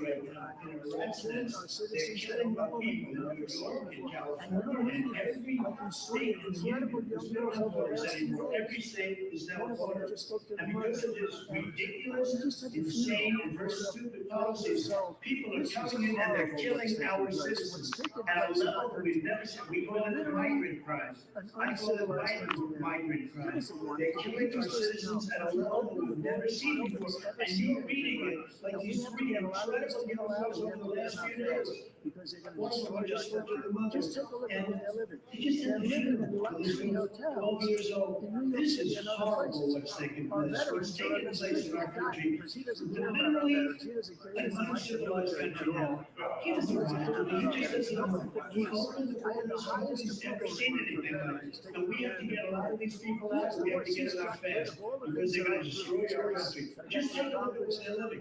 They're living in luxury hotels in New York City. By far the highest. And now it's down Veterans to are on the less than street. They're half. dying because he doesn't care about our veterans. He doesn't care about Just because I he doesn't care about our veterans. Nobody can I have the highest approval rating for veterans taking care of the VA.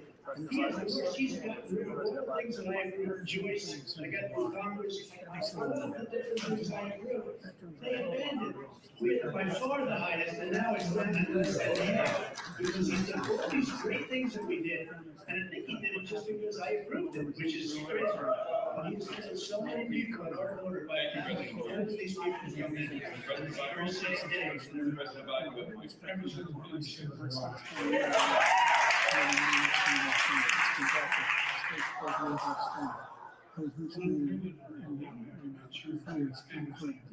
and I spoke about those heroes that died. Went to the war, went to the cemetery, one cemetery.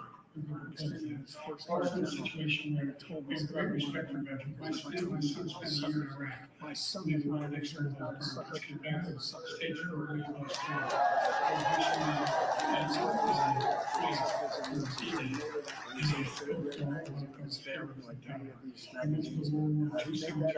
We put it in commercials, we notified them.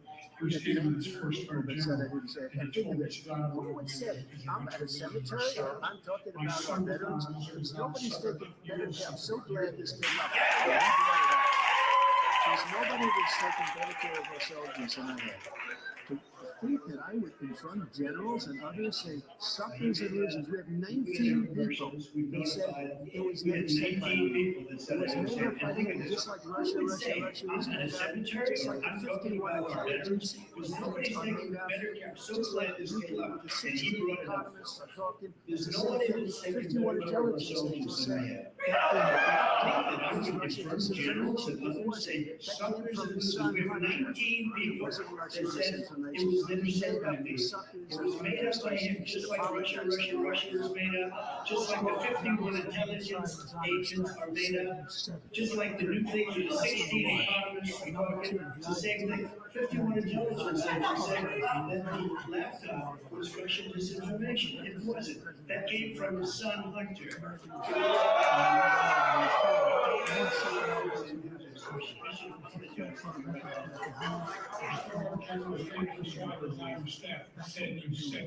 Period. That's number one. And number two, the idea that I have to apologize to Ukraine. Top of the foreign policy, I want to begin with Russia's war against Ukraine, which is now in its third year.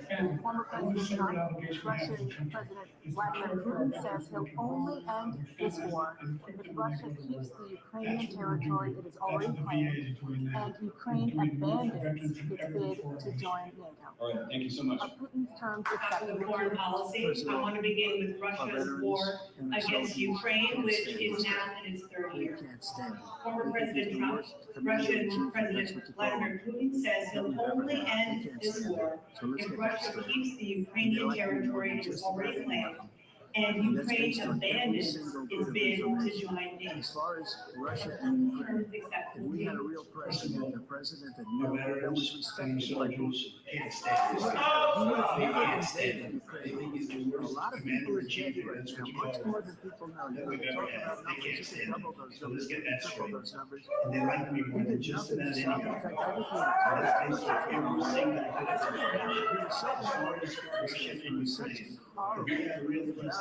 embarrassing moment in the history of our country. That when Putin watched that and he saw the incompetence, and he should have fired him.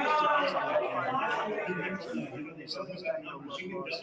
But he should have fired him. No general not fired for the most embarrassing moment in the history of Afghanistan. Millions of dollars of effort behind. We lost 13 beautiful soldiers and 38 soldiers were obliterated. And by the way, we left people behind. We left American citizens behind. He saw that. He said, you know what? I think we're going to go in. He should have fired those generals. No general got fired for the most embarrassing moment in the history of our country, Afghanistan. Where we left billions of dollars of equipment behind.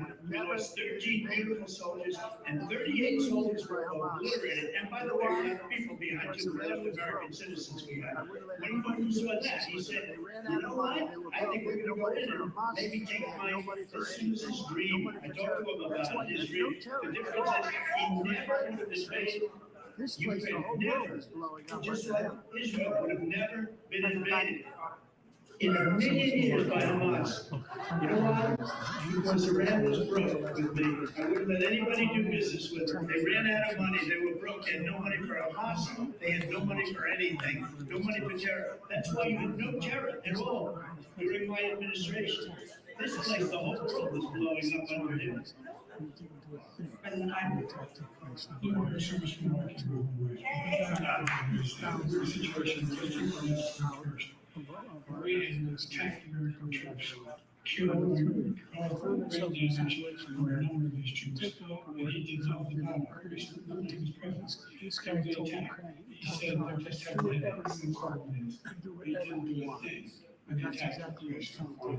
Number two, we got over 100,000 Americans back in Afghanistan. Number three, under such a situation where if you take a look at what Trump did in Ukraine, this guy told Ukraine, well, do whatever you want. Do whatever you want. And that's exactly what Trump did. President Trump, I come back to you for 1 minute. I just want to go back to my original question, which is, are Putin's terms acceptable to you? Keeping the territory in Ukraine. That's what he wanted to reestablish. But look, this is a war that never should have started. We had a leader in this war. He let everybody along. He's given $200 million now or more to Ukraine. He's given $200 million. That's a lot of money. I don't think there's ever been anything like it. Every time Zelensky comes in this country, he walks around with $60 million. He's the greatest salesman ever. And I'm not knocking him. I'm not knocking anything. I'm only saying the money that he spends for this war. He let everybody along. We shouldn't be spending $200 million now.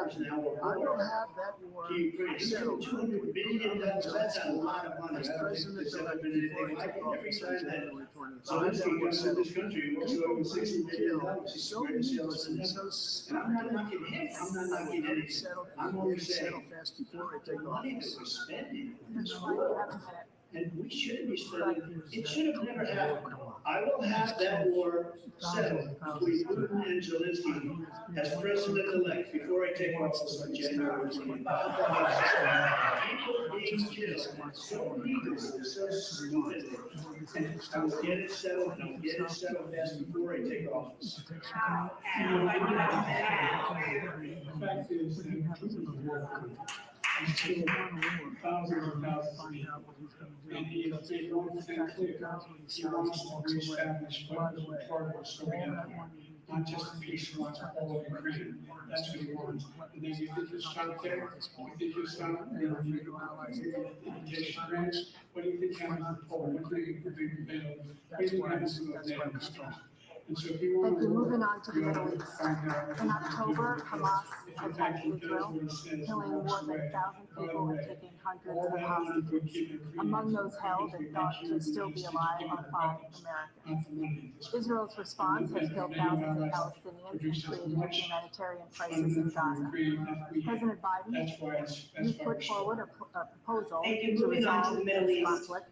In October, Hamas attacked Israel, killing more than hostages. 1,000 people, Israel is taking hundreds continuing of its military hostages. offensive in Among Gaza. those held and So thought what to still be additional alive are leverage 5 will you Americans. use to get Israel's Hamas response and has killed Israel thousands of and the war? Palestinians and created a humanitarian crisis in Gaza.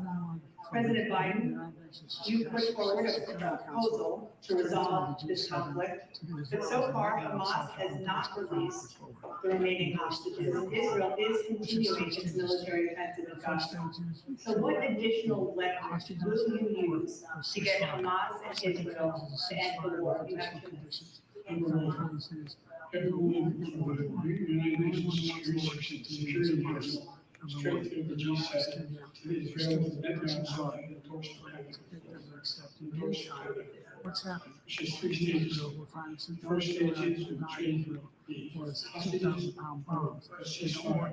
Second phase is ceasefire with additional conditions. Third phase is no, the end of the war. The only one wants the war to continue is Israel. Americans spend pushing hard to get to more steps. In the meantime, what's happening in Israel, we find some new kill was 2,000 Stop. They don't work very well. How they get there, they can provide some people support the ground, the water, weapons they need when they need it.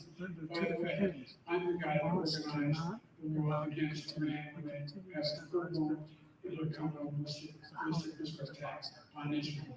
No one was hurt. No one Israel was accidentally killed, and it was stopped. We saved Israel. We were our biggest producer, support Israel, so that's, those are 2 different things. Hamas cannot Back to Ukraine for 1 second. we continue to We send have our an ocean separating us.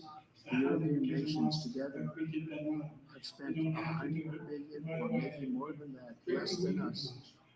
Why doesn't he call them and say you got to put up money like I did with NATO? I got them to put up hundreds of millions of dollars. The Secretary General of NATO said Trump did the most incredible job I've ever seen.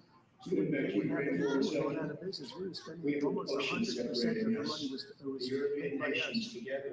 He didn't do that. Spend $100 billion or maybe more than that, less than us. We're over $100 billion more spent. So you got to put up your money like I did with NATO. I got them to put up hundreds of billions of dollars. The Secretary General of NATO said Trump did the most incredible job I've ever seen. Everybody thinks that when they go out of business, we were spending almost 100% of the money was paid by us.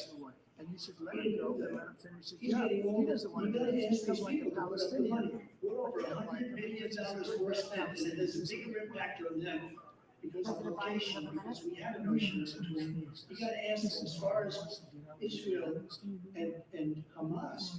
Israel's the one that wants to, he said the only one who wants to keep going is Hamas. Actually, Israel is the one, and you should let him go and let him finish his job. He doesn't want to do it. He's become like a Palestinian, but they don't like him because he's a very bad Palestinian. He's a weak one. President Biden, you have a minute.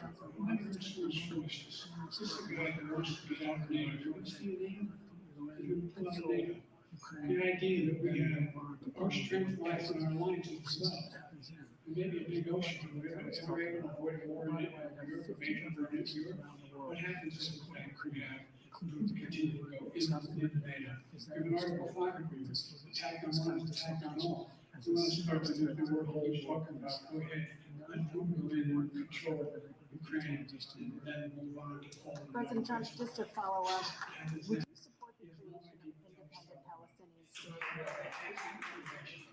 To see, but the problem we have is we spend all the money. So they kill us on trade. I think we should make great trade deals with the European nations. Because if you add them up, they're about the same size economically. Their economy is about the same size as. President Trump, just to follow up, would you support the creation of an independent Palestinian state in order to achieve peace in the region? I changed that. But the big thing I changed is they don't want to pay. So they kill us on trade, we have to make trade deals with the European nations. It's because I got them to put up hundreds of millions of dollars. I said, and he's right about this. I said, no, I'm not going to support NATO. They don't want anything that we have. We're supposed to take their cars, their food, their everything, their agriculture. I changed that. But the big thing I changed is they won't pay. And the only reason that he can play games with NATO is because I got them to put up hundreds of billions of dollars. I said, But and he's now right we're about in the this. same I position. said, We're no, paying I'm not going to everybody's support bills. NATO if you It's don't not pay. the issue of They democracy. asked me that question, Former will you President guard Trump, us against I want to Russia? ask you about And a very January 6, secret meeting with 2021. 28 After you rallied your supporters states that at that day, time, some of them nations at stormed that the time. Capitol They to said, stop no, if the you don't constitutionally pay, I mandated won't do that. counting And of you know what electoral happened? votes. As Billions and president, you billions of swore an dollars oath to, came quote, flowing in the preserve, next protect, day and and the next defend, month. unquote, the But Constitution. now we're in What the do you same say to voters position. who We're believe paying that you everything violated that else. oath? Let's turn to the issue of democracy. Former President Trump, I want to ask you about January 6, 2021, and exactly your supporters that day. Some of them stormed the Capitol to stop the constitutionally mandated counting of electoral votes. As president, you swore an oath to, quote, preserve, protect, and defend, unquote, the Constitution. What do you say to voters who believe that you violated that oath through your actions and inaction on January 6 and worked to implode you? Well, let me tell you about January 6th. On What January happened to the 6th, United we States' had great water. reputation under this Nobody man's ever knew leadership where it including weaponization, January 6th, we had the lowest taxes ever. We had the lowest regulations ever. On January 6th, we respected all over the world. All over the world, we respected. And then he comes in and we're back to last time. A bunch of stupid people. What happened to the United States' reputation under this man's leadership is hard, including weaponization, which I'm sure some of them but he goes after his political opponent because he can't beat him fair and square. You have 80 seconds left. My question was,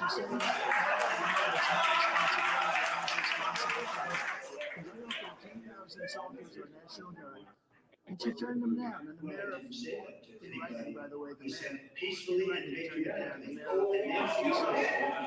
turned it down.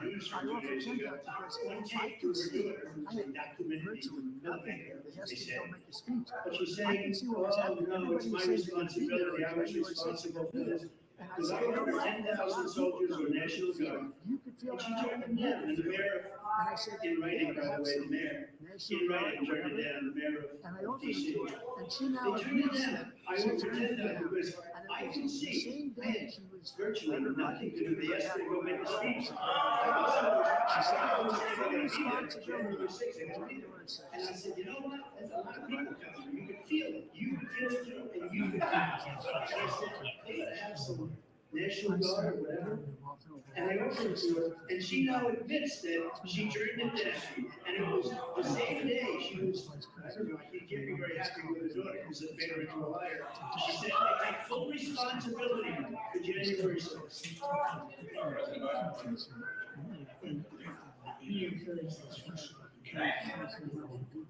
I sat in the dining room of the office, she sat there for 3 hours. 3 hours watching, being invaded by his vice presidents and a number of his colleagues, and all of his guys go to do some calls for stuff to end. Instead, he said, they're tossing down patriotism, and it's great patriotism of America. In fact, he says he's not forgiving for what they've done. And they've been convicted, he says he wants to keep percent. Saying that he went to every single organization, I don't know how many cases. President Biden, President Trump. What they've done to some people that are so innocent, you ought to be ashamed of yourself. What you have done, and you've destroyed the lives of so many people. When they ripped down Portland, when they ripped down many other cities, you go to Minnesota, Minneapolis, what they've done there, with the fires all over the city, and the national guard, that's what they destroyed. When you They've done to some people that are so innocent. big chunks of the city, they heard that, they saw them coming and they left. When they ripped down What he Portland, said, when they ripped down this whole subject is many other cities, Minnesota, Minneapolis, what they've done there, with the fires all over the city. If I didn't bring in the National Guard, that city would have been destroyed. When you look at all of it, they took over big chunks of Seattle. It was all set to bring in the National Guard. They heard that, they saw them coming, and they left immediately. What he said, this whole subject is so off. Peacefully patriotic. One of the Unselect Committee, which is basically two horrible Republicans and they destroyed and deleted all of the information they found because they found out we were right. We were right. And they deleted and destroyed all of the information. They should go to jail for that. So the Republican did that, they go. Thank you, President Trump. President Biden, I want to give you a minute. One of the pressure stages to look at the felons now.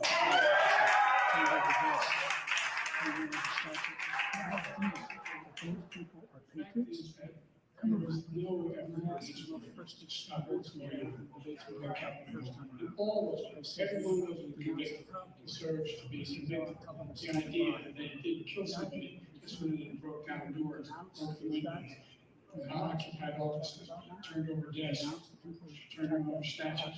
The idea that those people are patriots.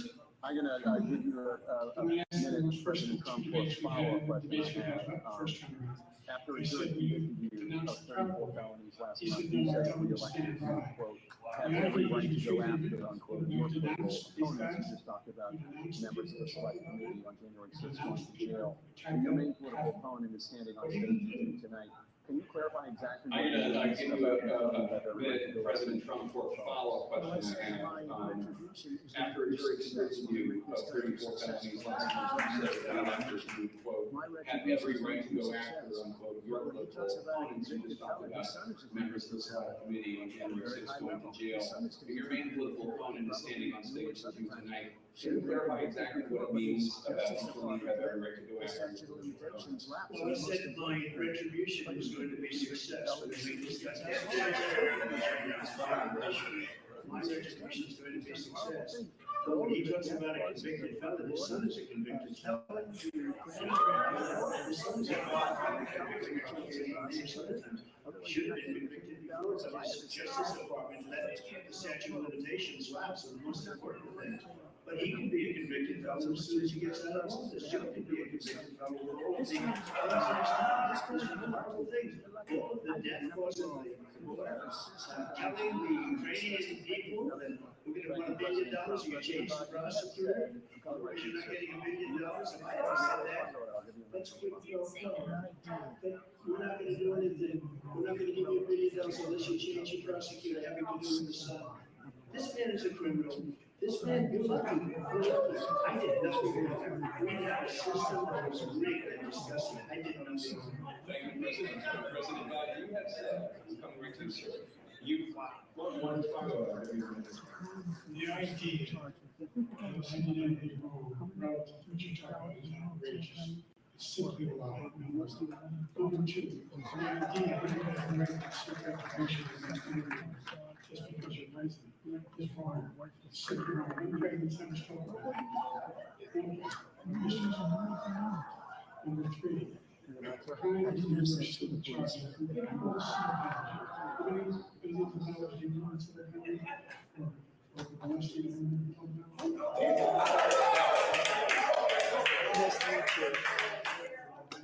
Sorry.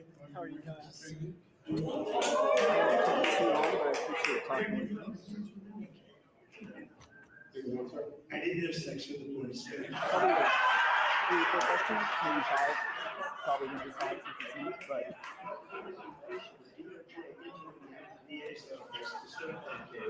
That case is going to be appealed at law. No, that's, I got it. Terrible judge, horrible judge. Prosecutors are all high-ranking Democrats, appointed people.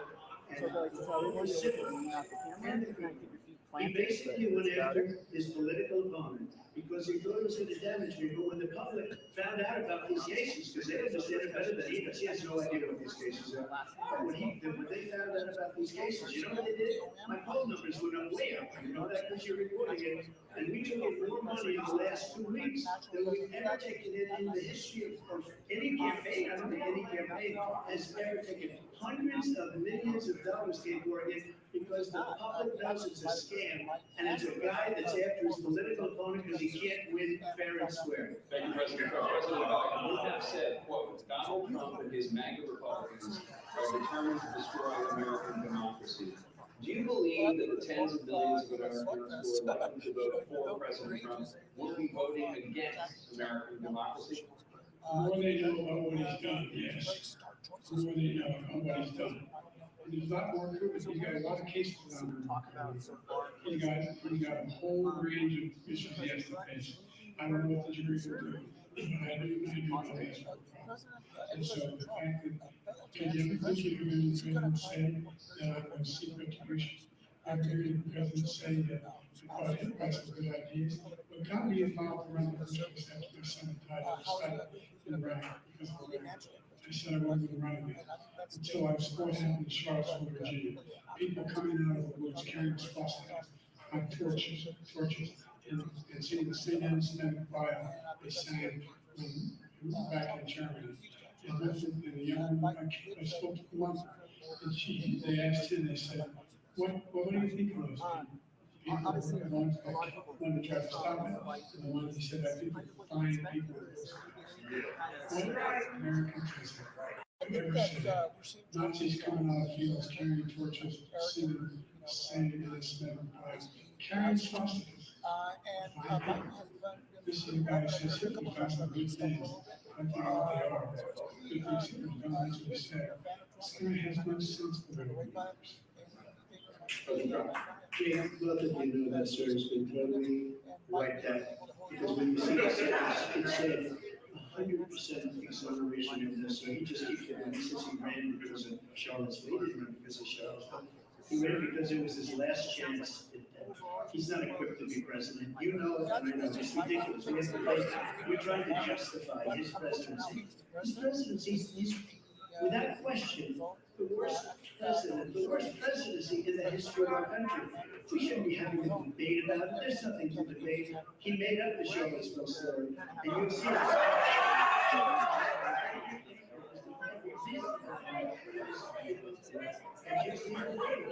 It was fully debunked. It's a nonsense story. He knows that, and he never ran because of Charlottesville. He used that as an excuse to run.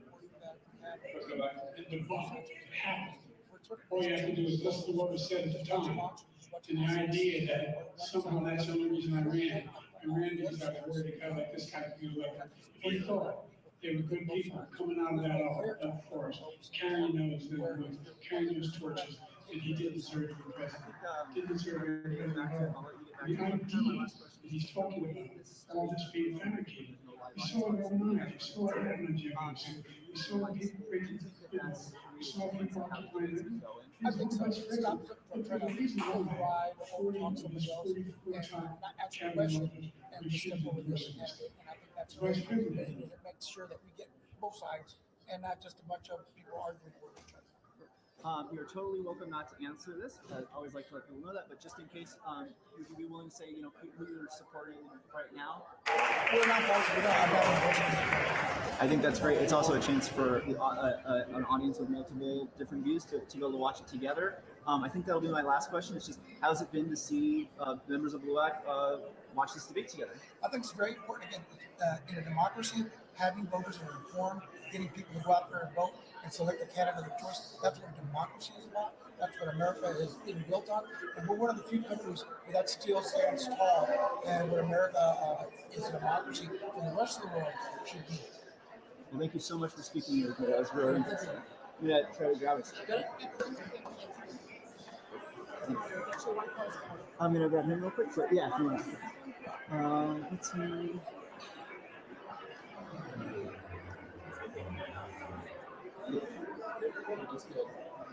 Oh, it's casino lighting, none of it. But I think, actually, let's have it down there. I'll just walk over there. I don't know why I'm pointing from here. Right on where the carpet meets the tile. Oh, on this side, sorry. Yeah, a little better, Okay.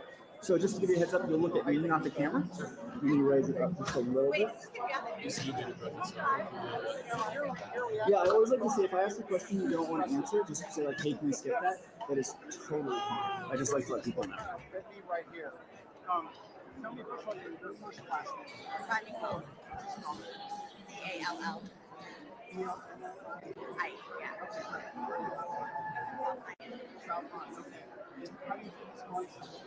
I think Trump is actually doing really well and showing that big disparity between the two.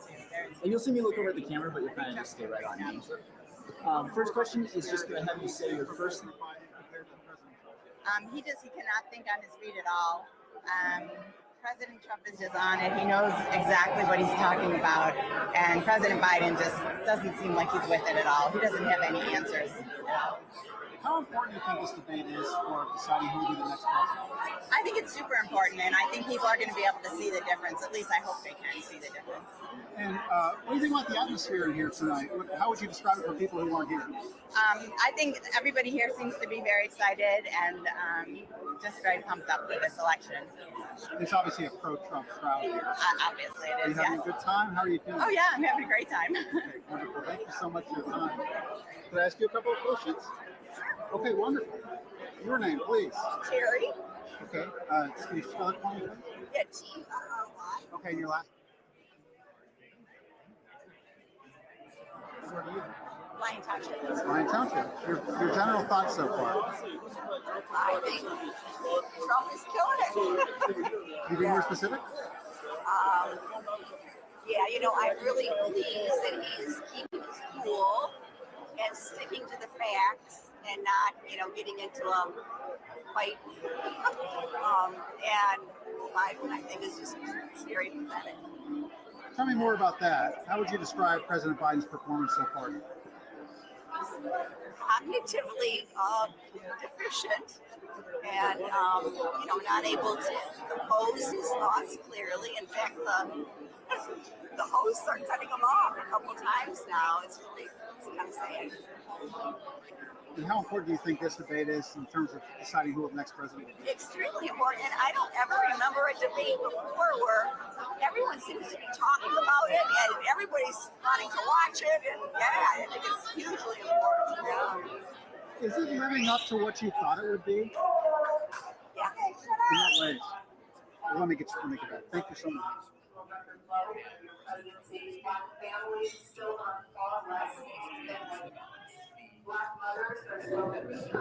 I'm actually a little bit surprised because he is doing more of those personal attacks, which I think that if he could stray away from those, that it would lean better to those moderate voters. But he has been doing a lot of personal attacks, a lot of strawman attacks, and it's not a good look, and it's definitely not the cards that he should be playing. Interesting. You mentioned, we talked about a little bit about the AI, but I was wondering if you could expand on the nuclear war part a little bit.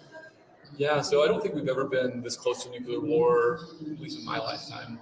I definitely think that the world was a much more peaceful place under Trump's leadership. He has a very strong personality,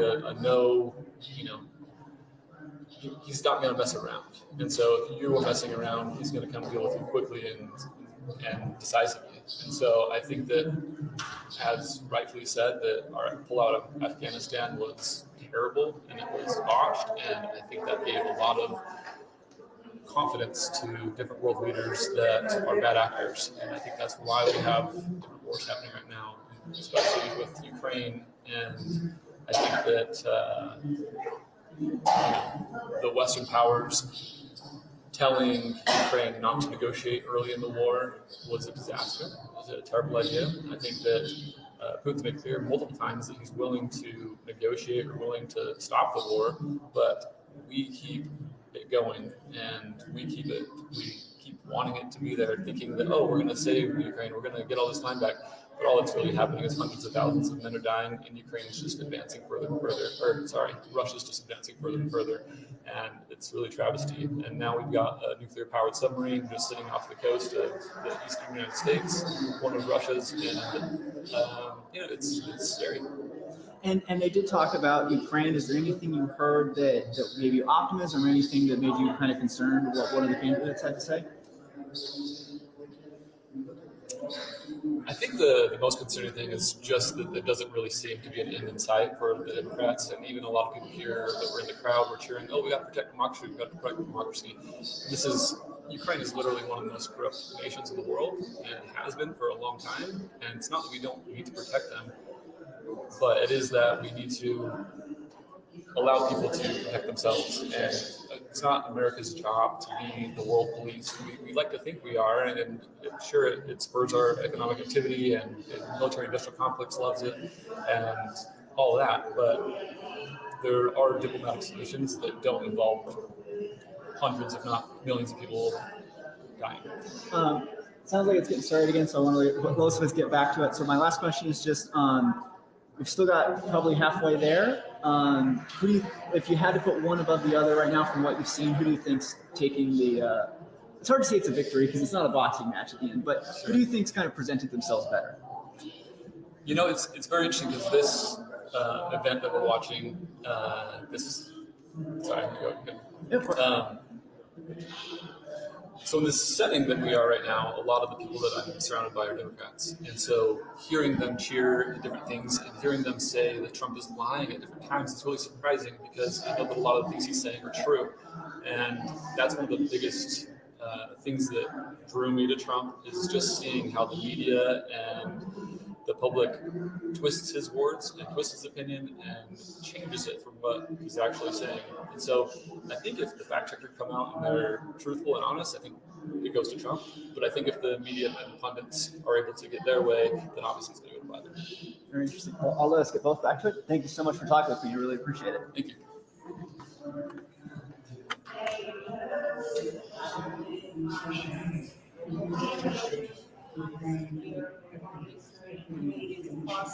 The country are confronting the devastating effects of extreme heat, intensifying wildfires, stronger hurricanes, and rising sea levels. Former President Trump, Thank you. Another persistent challenge is the climate crisis. 2023 was the hottest year in recorded history, and communities across the country are confronting the devastating effects of extreme heat, intensifying wildfires, stronger hurricanes, and rising sea levels. Former President Trump, you vowed to end your opponent's climate initiatives, but will you take any action as president to slow the climate crisis?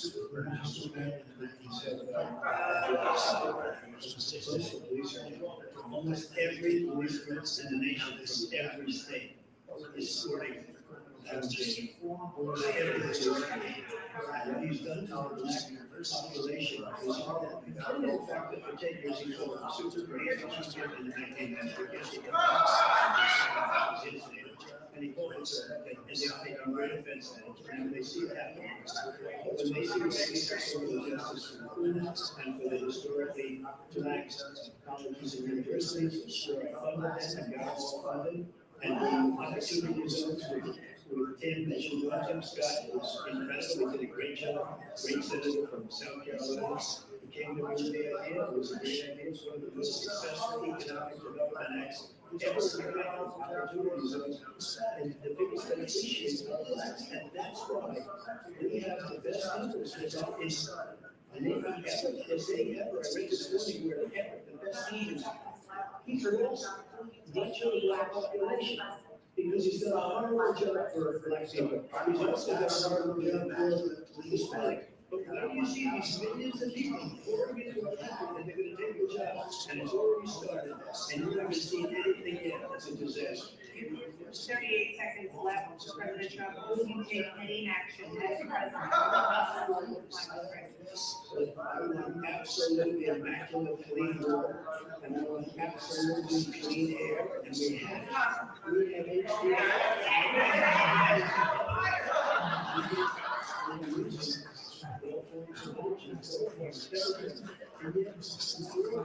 years, I had the best environmental leaders ever.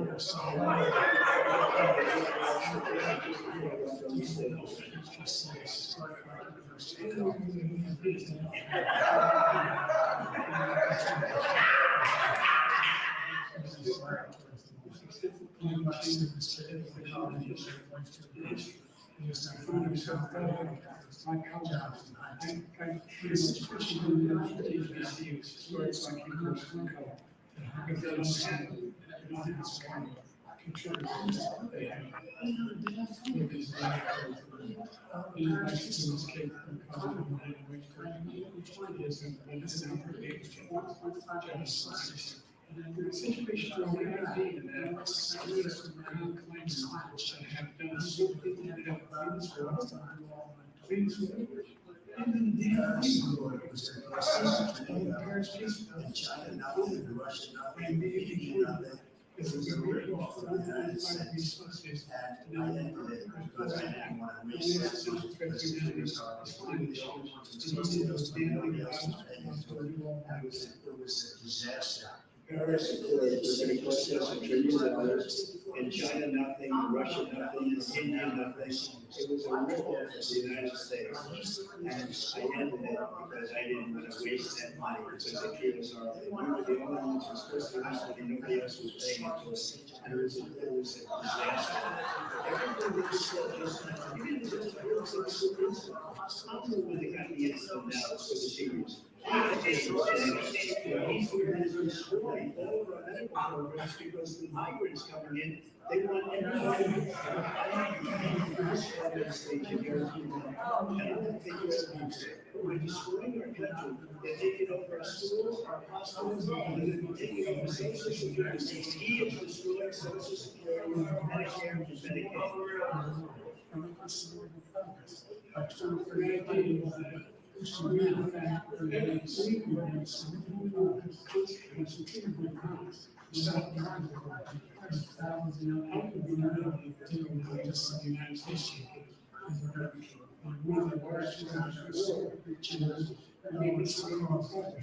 2019, I realized that this was hands. We were going to start this finance and we'll continue on. We should have planned for not seeing any vacation. Table combined piece of art and we're going to shift in the direction that we're going to significantly change the elements and do some practice for the idea that the terms I need to accept the community, 75% and by the way, I've not seen any vacations. So every day, millions of Americans struggle to make ends meet. For many older Americans, Social Security provides a critical lifeline. President Biden, nothing is done to Social Security seniors will see their benefits cut in just over 10 years. Can you name tonight one specific step you're willing to take to keep Social So every day, millions of Americans struggle to make ends meet. For many older Social Security provides a critical lifeline. President Biden, nothing is done to Social Security seniors will see their benefits cut in just over 10 years. Will you name tonight one specific step you're willing to take to keep Social Security solid?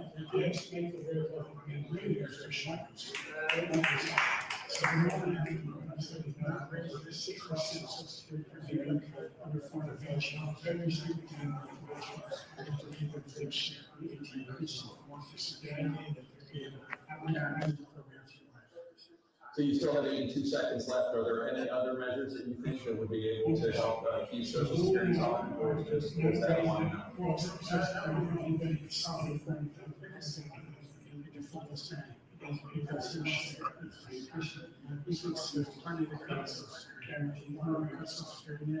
So you still have 82 seconds left. Are there any other measures that you think that will be able to help keep Social Security solid, or is that one? The biggest thing, the idea is because it's including the process. Americans are very today. They see that simple, but not seriously over focus. 400,000 schools, 4 million people, not have the idea that the nation allows them to have educations. In fact, by the way, in fact, we're seeing has been provided by the other agencies for a situation where the nation has shifted. And like you said, that is 4,100 government, $40 million $30,000 because of the previous simulation living in the house of the habit, which was $15,000 for protection. It's very easy. Thank you, President Vice President Trump. So I know politicians all my life, I've been on this side of the equation for the last couple of years. I've never seen anybody like this. Some of the other things. You mentioned the lockdown, you mentioned Russia. So I've dealt with politicians all my life. I've been on this side of this equation for the last 8 years. I've never seen anybody like this. It's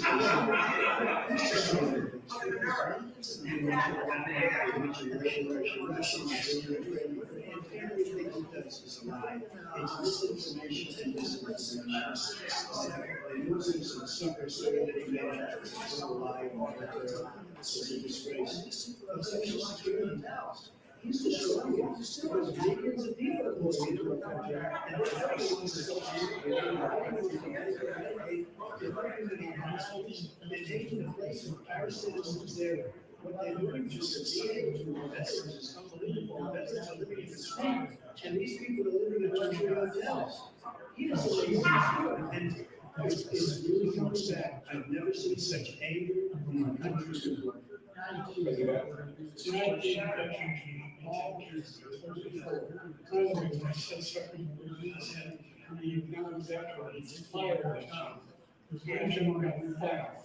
Because he's the one who doesn't he said, number two, I need to bring a situation where all of these millions of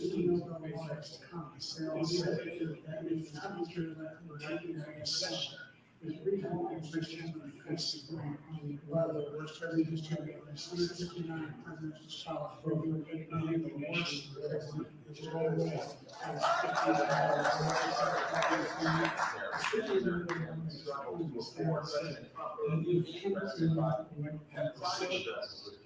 But the average cost of child care in this country is more than $11,000 a year per child for many families.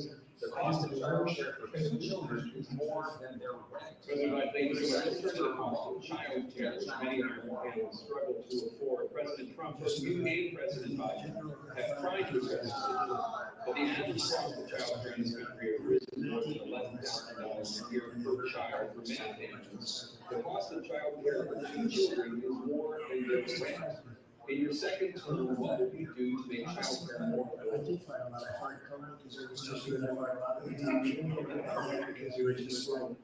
And if you said that, that's what we have 19 people that said I didn't say it, and they're very respectful. The other thing is, this guy's a crazy guy. He has identified, I've never seen it ever, identified as a problem because he was identified a lot of the taxes and the equity. There was some not easy to find. If they personally,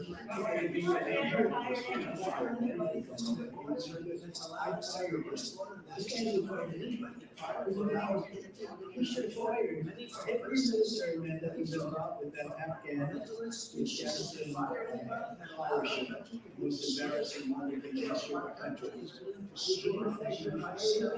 It's a fire company that's an abolish, that's allowed us to have the worst wars in history of the world. It's like a fire that's allowed 18 million people, many for prisons, many for metros. Now we decide everybody that allowed our country to destroy that. Our country is being destroyed, and you and I sit up here and waste a lot of time in this debate. This should be a debate. He's the worst president. He's the worst president in the history of the country. He's destroyed our country, which is not what it's trying to do. He come out and take up with a nothing deal. And we switched it a little bit. This one is insignificant.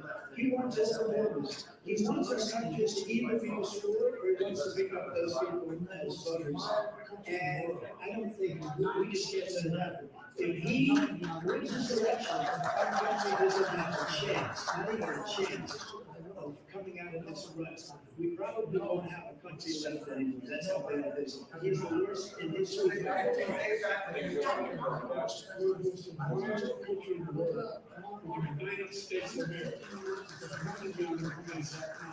Finest military school and finest in the history of the world. The worst no one exists in American history. No one, the best of the world. No excuse for no the United Nations. It was talking about worst government. I was joking. It's really a long time. 150 million from 58 million presidential historians, and they have reached the vote. It was the worst government in American history. One of the best wars. They said this is the worst fall of American history. That's a fact. That's not a projection.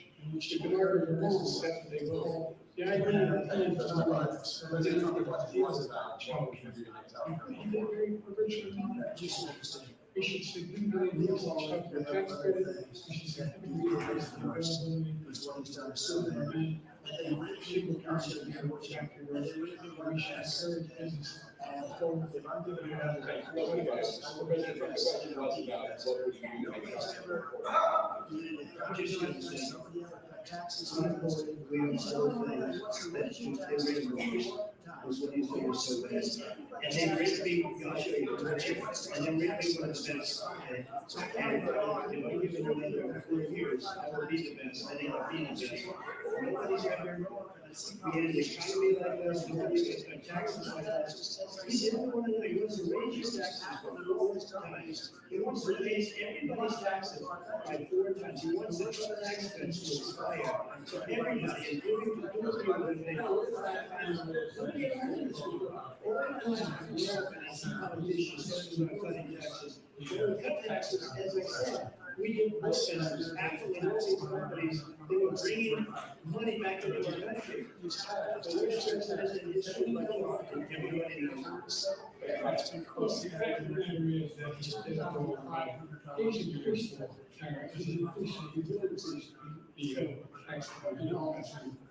I said I never raised the tax code. He's in a situation where he talks about how these tariffs, everything goes on, economic said, that's going to cost the average American $2,500 a year. That's the number of pages, which is a fundamental lack. And there's a lot of steps in the he's in a situation where he talks about how he has nowadays China. They're the lowest rate of China since 2010. Let's discuss an epidemic impacting millions of Americans. The opioid crisis. For both of you, the number of overdose deaths in this country has gone up. Under the lowest rate of China since 2010. Thank you, President Trump. Let's discuss an epidemic impacting millions of Americans. You have made it a priority in all those the opioid crisis. So right now, the number of overdose deaths in this country has gone up. Under Bush, they went up. Under yours, former President Trump, despite the efforts that both of you have made, there are 100,000 Americans who are dying of overdoses every year, primarily from fentanyl and other opioids. What do you do to help Americans fight handle and throws of addiction or struggle to experience leaders?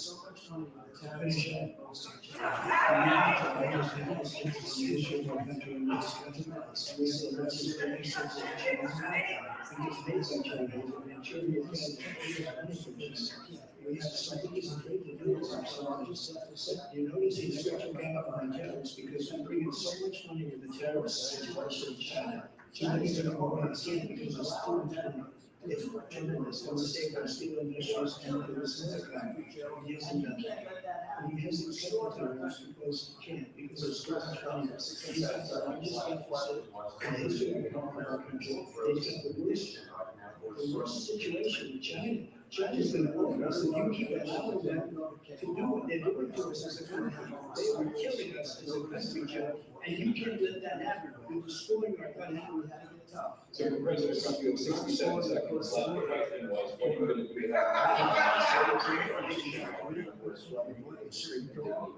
Jake, we're doing very well in addiction still with other channels. 2.5 years of crap, nobody's ever had before, in every way. And then we had to get tough, and the drugs flowing across the border. Okay, starting to happen, we got the great crowd, we're doing the certain dog, this and this.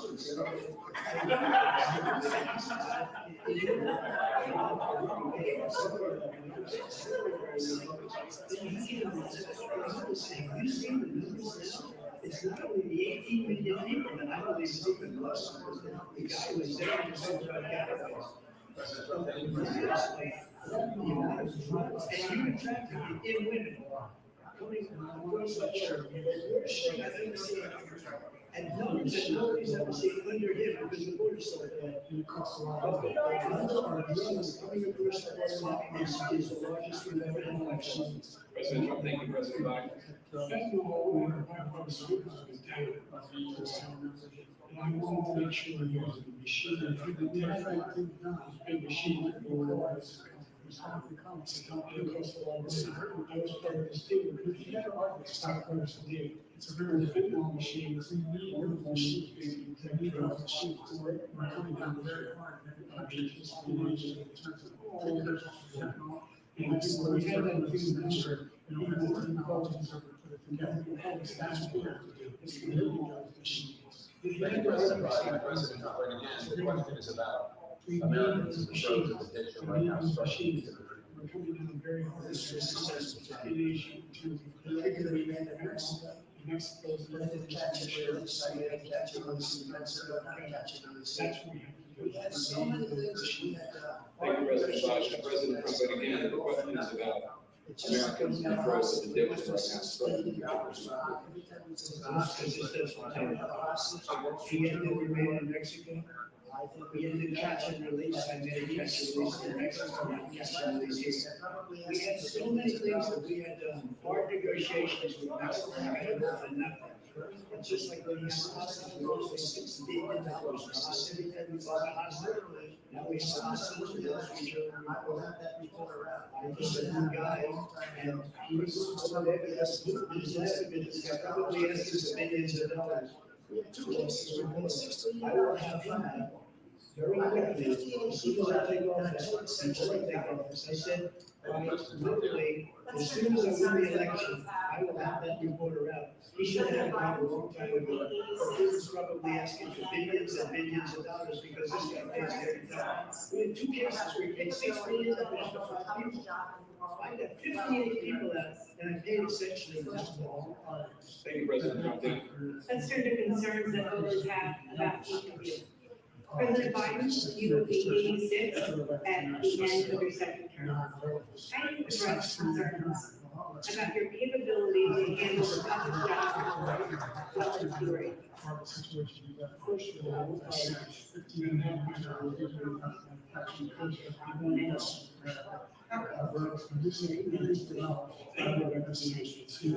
And then we provide this here, so I'm speaking, we provide this for all people. This the whole idea of community, because he has seen people who are find cheapest jobs overseas, assignments, not free prizes, they're going to sense. That's why we're involved in the whole idea of establish that focus on one of the relationships. We know staff, as he was saying, no. Don't you call for the cheapest jobs overseas? We'll have $3 billion in that 6 months right now because this is creating significant jobs in various states. Guess what? President Biden, 40 seconds left. Would you like to ask your team? Yeah, those stats somehow $3,000. Nobody knows where we come from.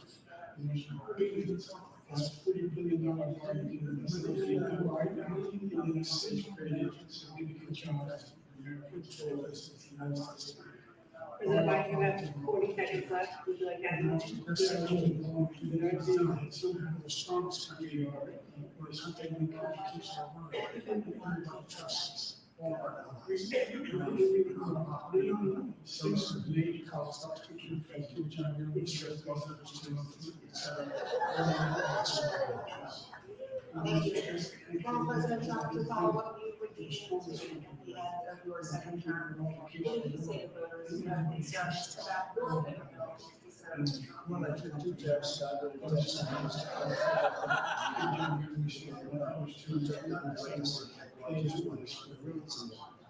Thank you. Former President Trump, to follow up, you would be 82 at the end of your second term. What do you say to voters who have concerns about your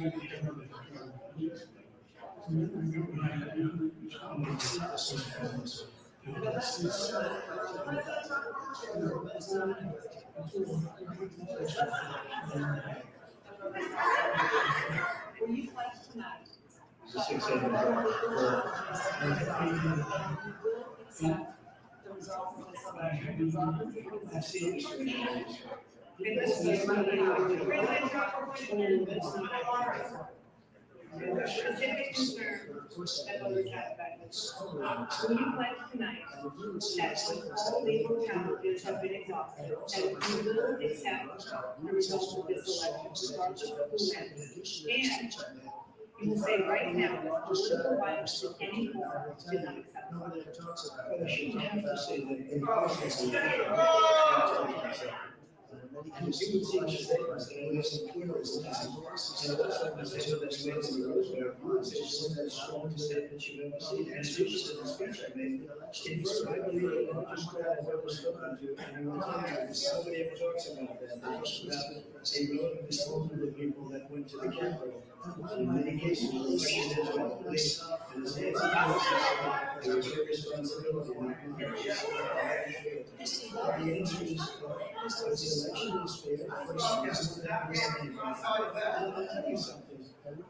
I wish you would be realistic. Because I'm here and with my many places, enjoying myself, I wouldn't be under a magnet because I wouldn't have felt the election.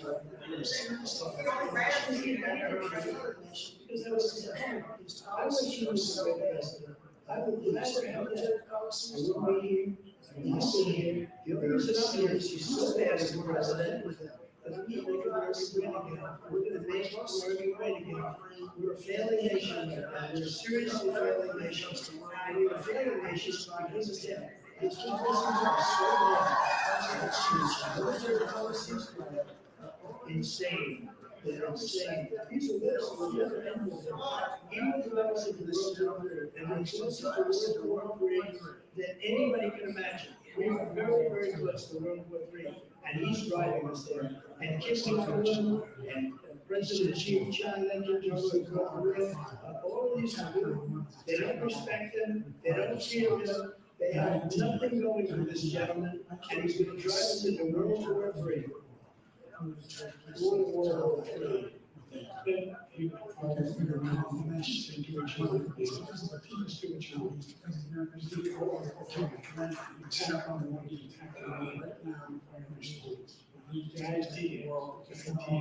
can't do a single major one war to straight and shot it. So we have a powerful nation. We're one place because of the people. Because we're people. Okay. Right now. The question was, will you accept the results of this election?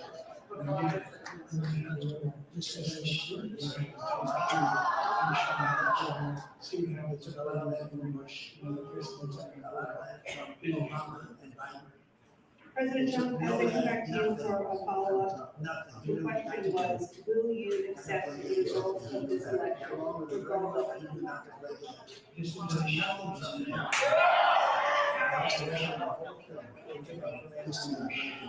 They took a lot of land to Obama, and I never saw it. They took no land, nothing. And just nothing, you knew not to do it. USA Games, so he knew that. He started off teaching me to play. He took nothing from me. Now he's going to take the whole thing from the system and pressure. That's a war that should have never started. It would never started ever. It's so sad. And he's going to take Ukraine and still U.S. aggression. He's got us in such a bad position right now with Ukraine and Russia. Because Ukraine's not even he's the whole they're letting out people, they're letting out soldiers, they've lost so many people. It's so sad.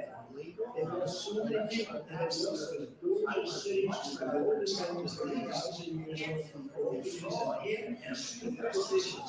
Russia would never attack us. So we're not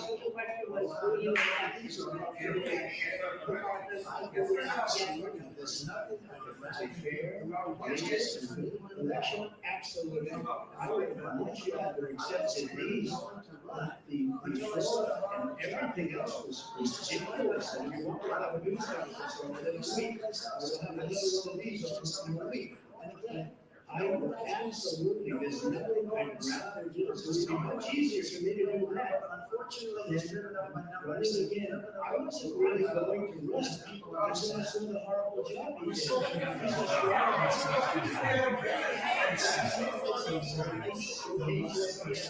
And again, doing that because it's the only way you can win. Unfortunately, it's turned out my numbers and because the people understand. Let's see what your numbers are.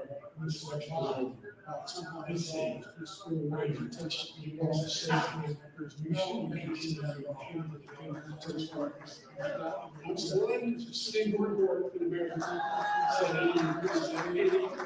state for most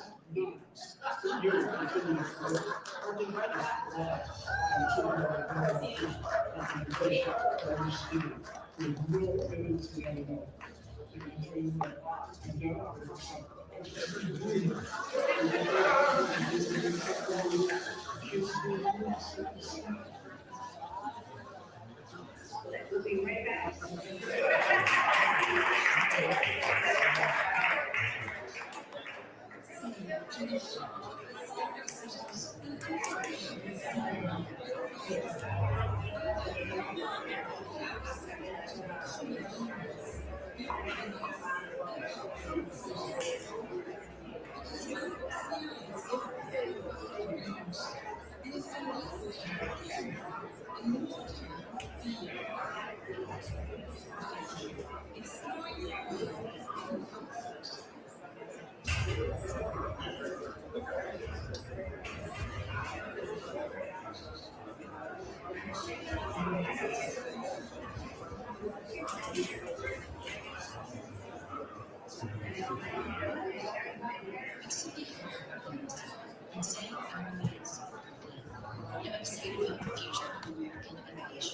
Especially with artificial intelligence, where the U.S. currently leads the world.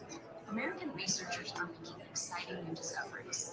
U.S. companies are investing billions in AI solutions that will strengthen small businesses. But foreign competitors like China will surpass America in AI.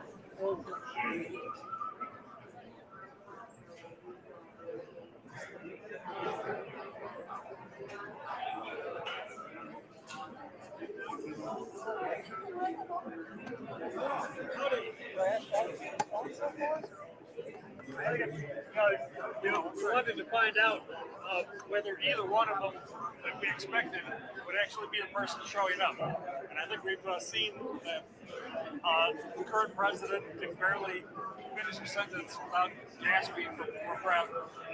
And that the person from New York that we thought was such a bombastic Bullard is not the case at all. He's a really thoughtful and capable man. I think it's been a wonderful evening. What have been the key issues in your mind so far? Key issues are that Trump is on stage, outnumbered by 3 or 4 people, and never really given a chance to complete what he has as a valid perspective. And that I can't imagine imagine how many times in a political debate has one person accused the other person of being an absolute liar. This is absolutely outrageous. So where is the truth? Much better off with Trump than Biden. There's no question there. The rest of it is just about massive. Clearly. Why do you think that? Because people are seeing and hearing his words from his own perspective directly, and not being filtered and word splice through very biased media who has no semblance of being able to keep their opinions to themselves. There's no regard for being able to properly represent who's on the other end of the camera. All right. What is your name, first and last? Tom Llewellyn. Tom Llewellyn. L-L-E-W-E-L-L-Y-N. Tom, where do you live? I live in Milford, and very, very strong supporters of fan access. I think it's absolutely outrageous that not only at the federal level, but here in Michigan, the legal system has been criminalized to have Republicans be put to type of persecution that is, we should never be in the political arena. Appreciate your time.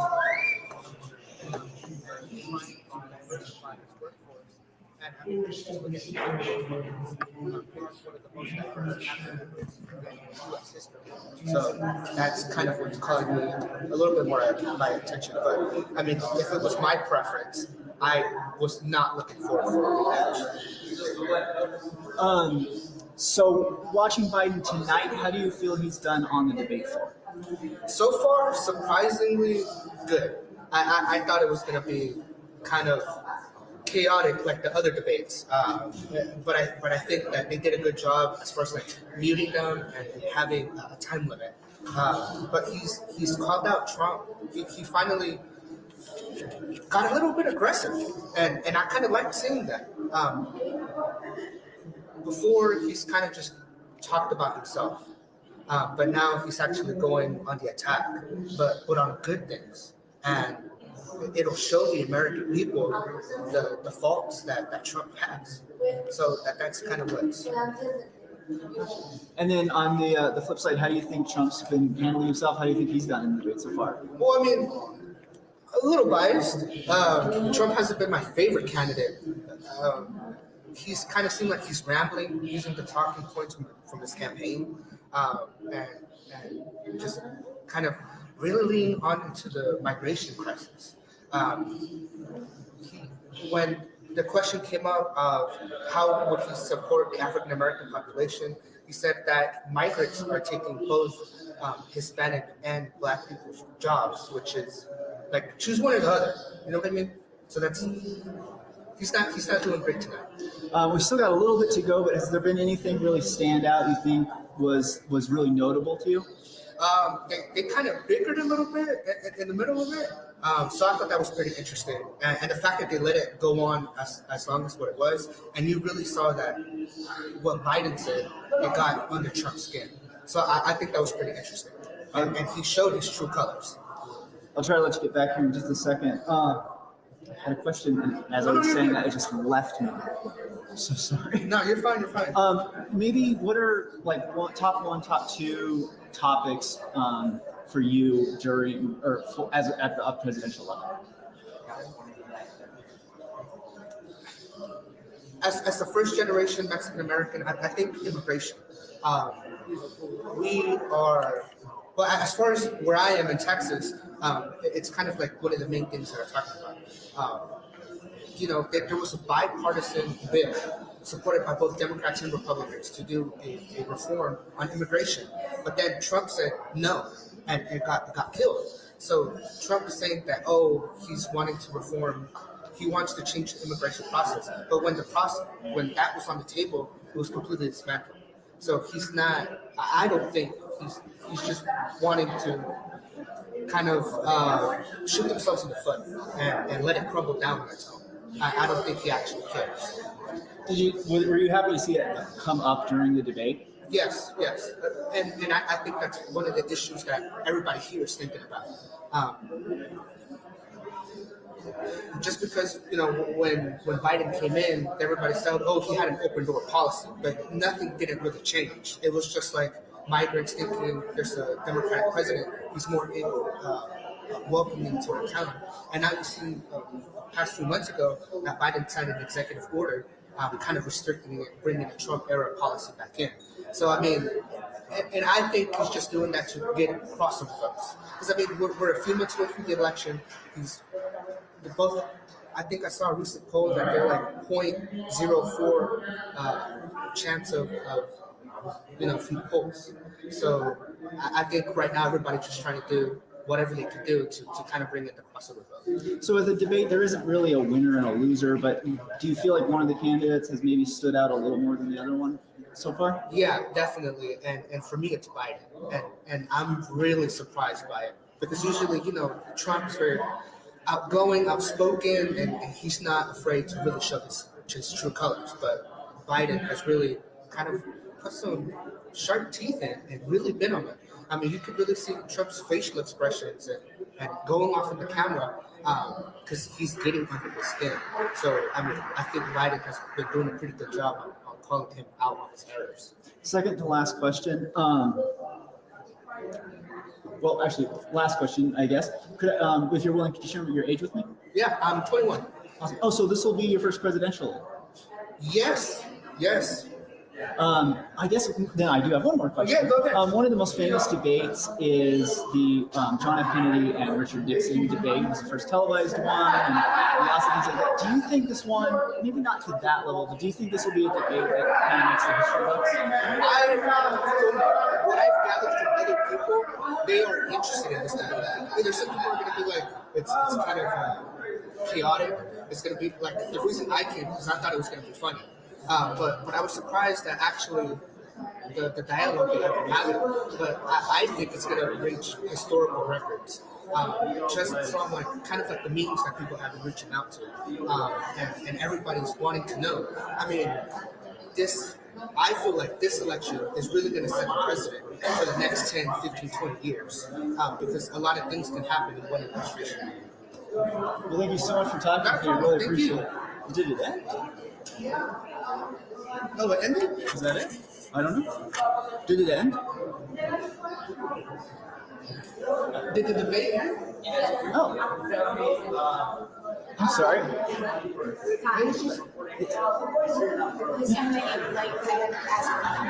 Oh, awesome. Thank you. Thank you, sir. Oh, we're gonna do the other. Okay, all right. Say your next. Okay, I'll stand on this side right over here. We're gonna have them first and then you. Oh, okay. Sounds good. Fantastic. Hello, I'm Ty. It's nice to meet you. Thank you for talking with me. I appreciate it. So the only thing I'll ask in the interview is that you'll look at me and not the camera. Other than that, that's about it. Try to take. They're getting everything, but it's not what makes people really function. Honestly. Is there a key moment or key issue that came up tonight that really jumped out at you? There's some other issues. I just think our country. I think our country.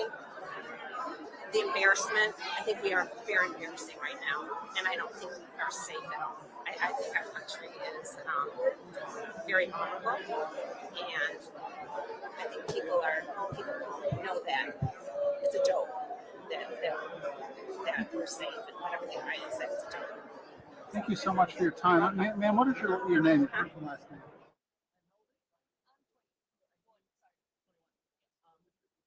Can you tell me where you're from?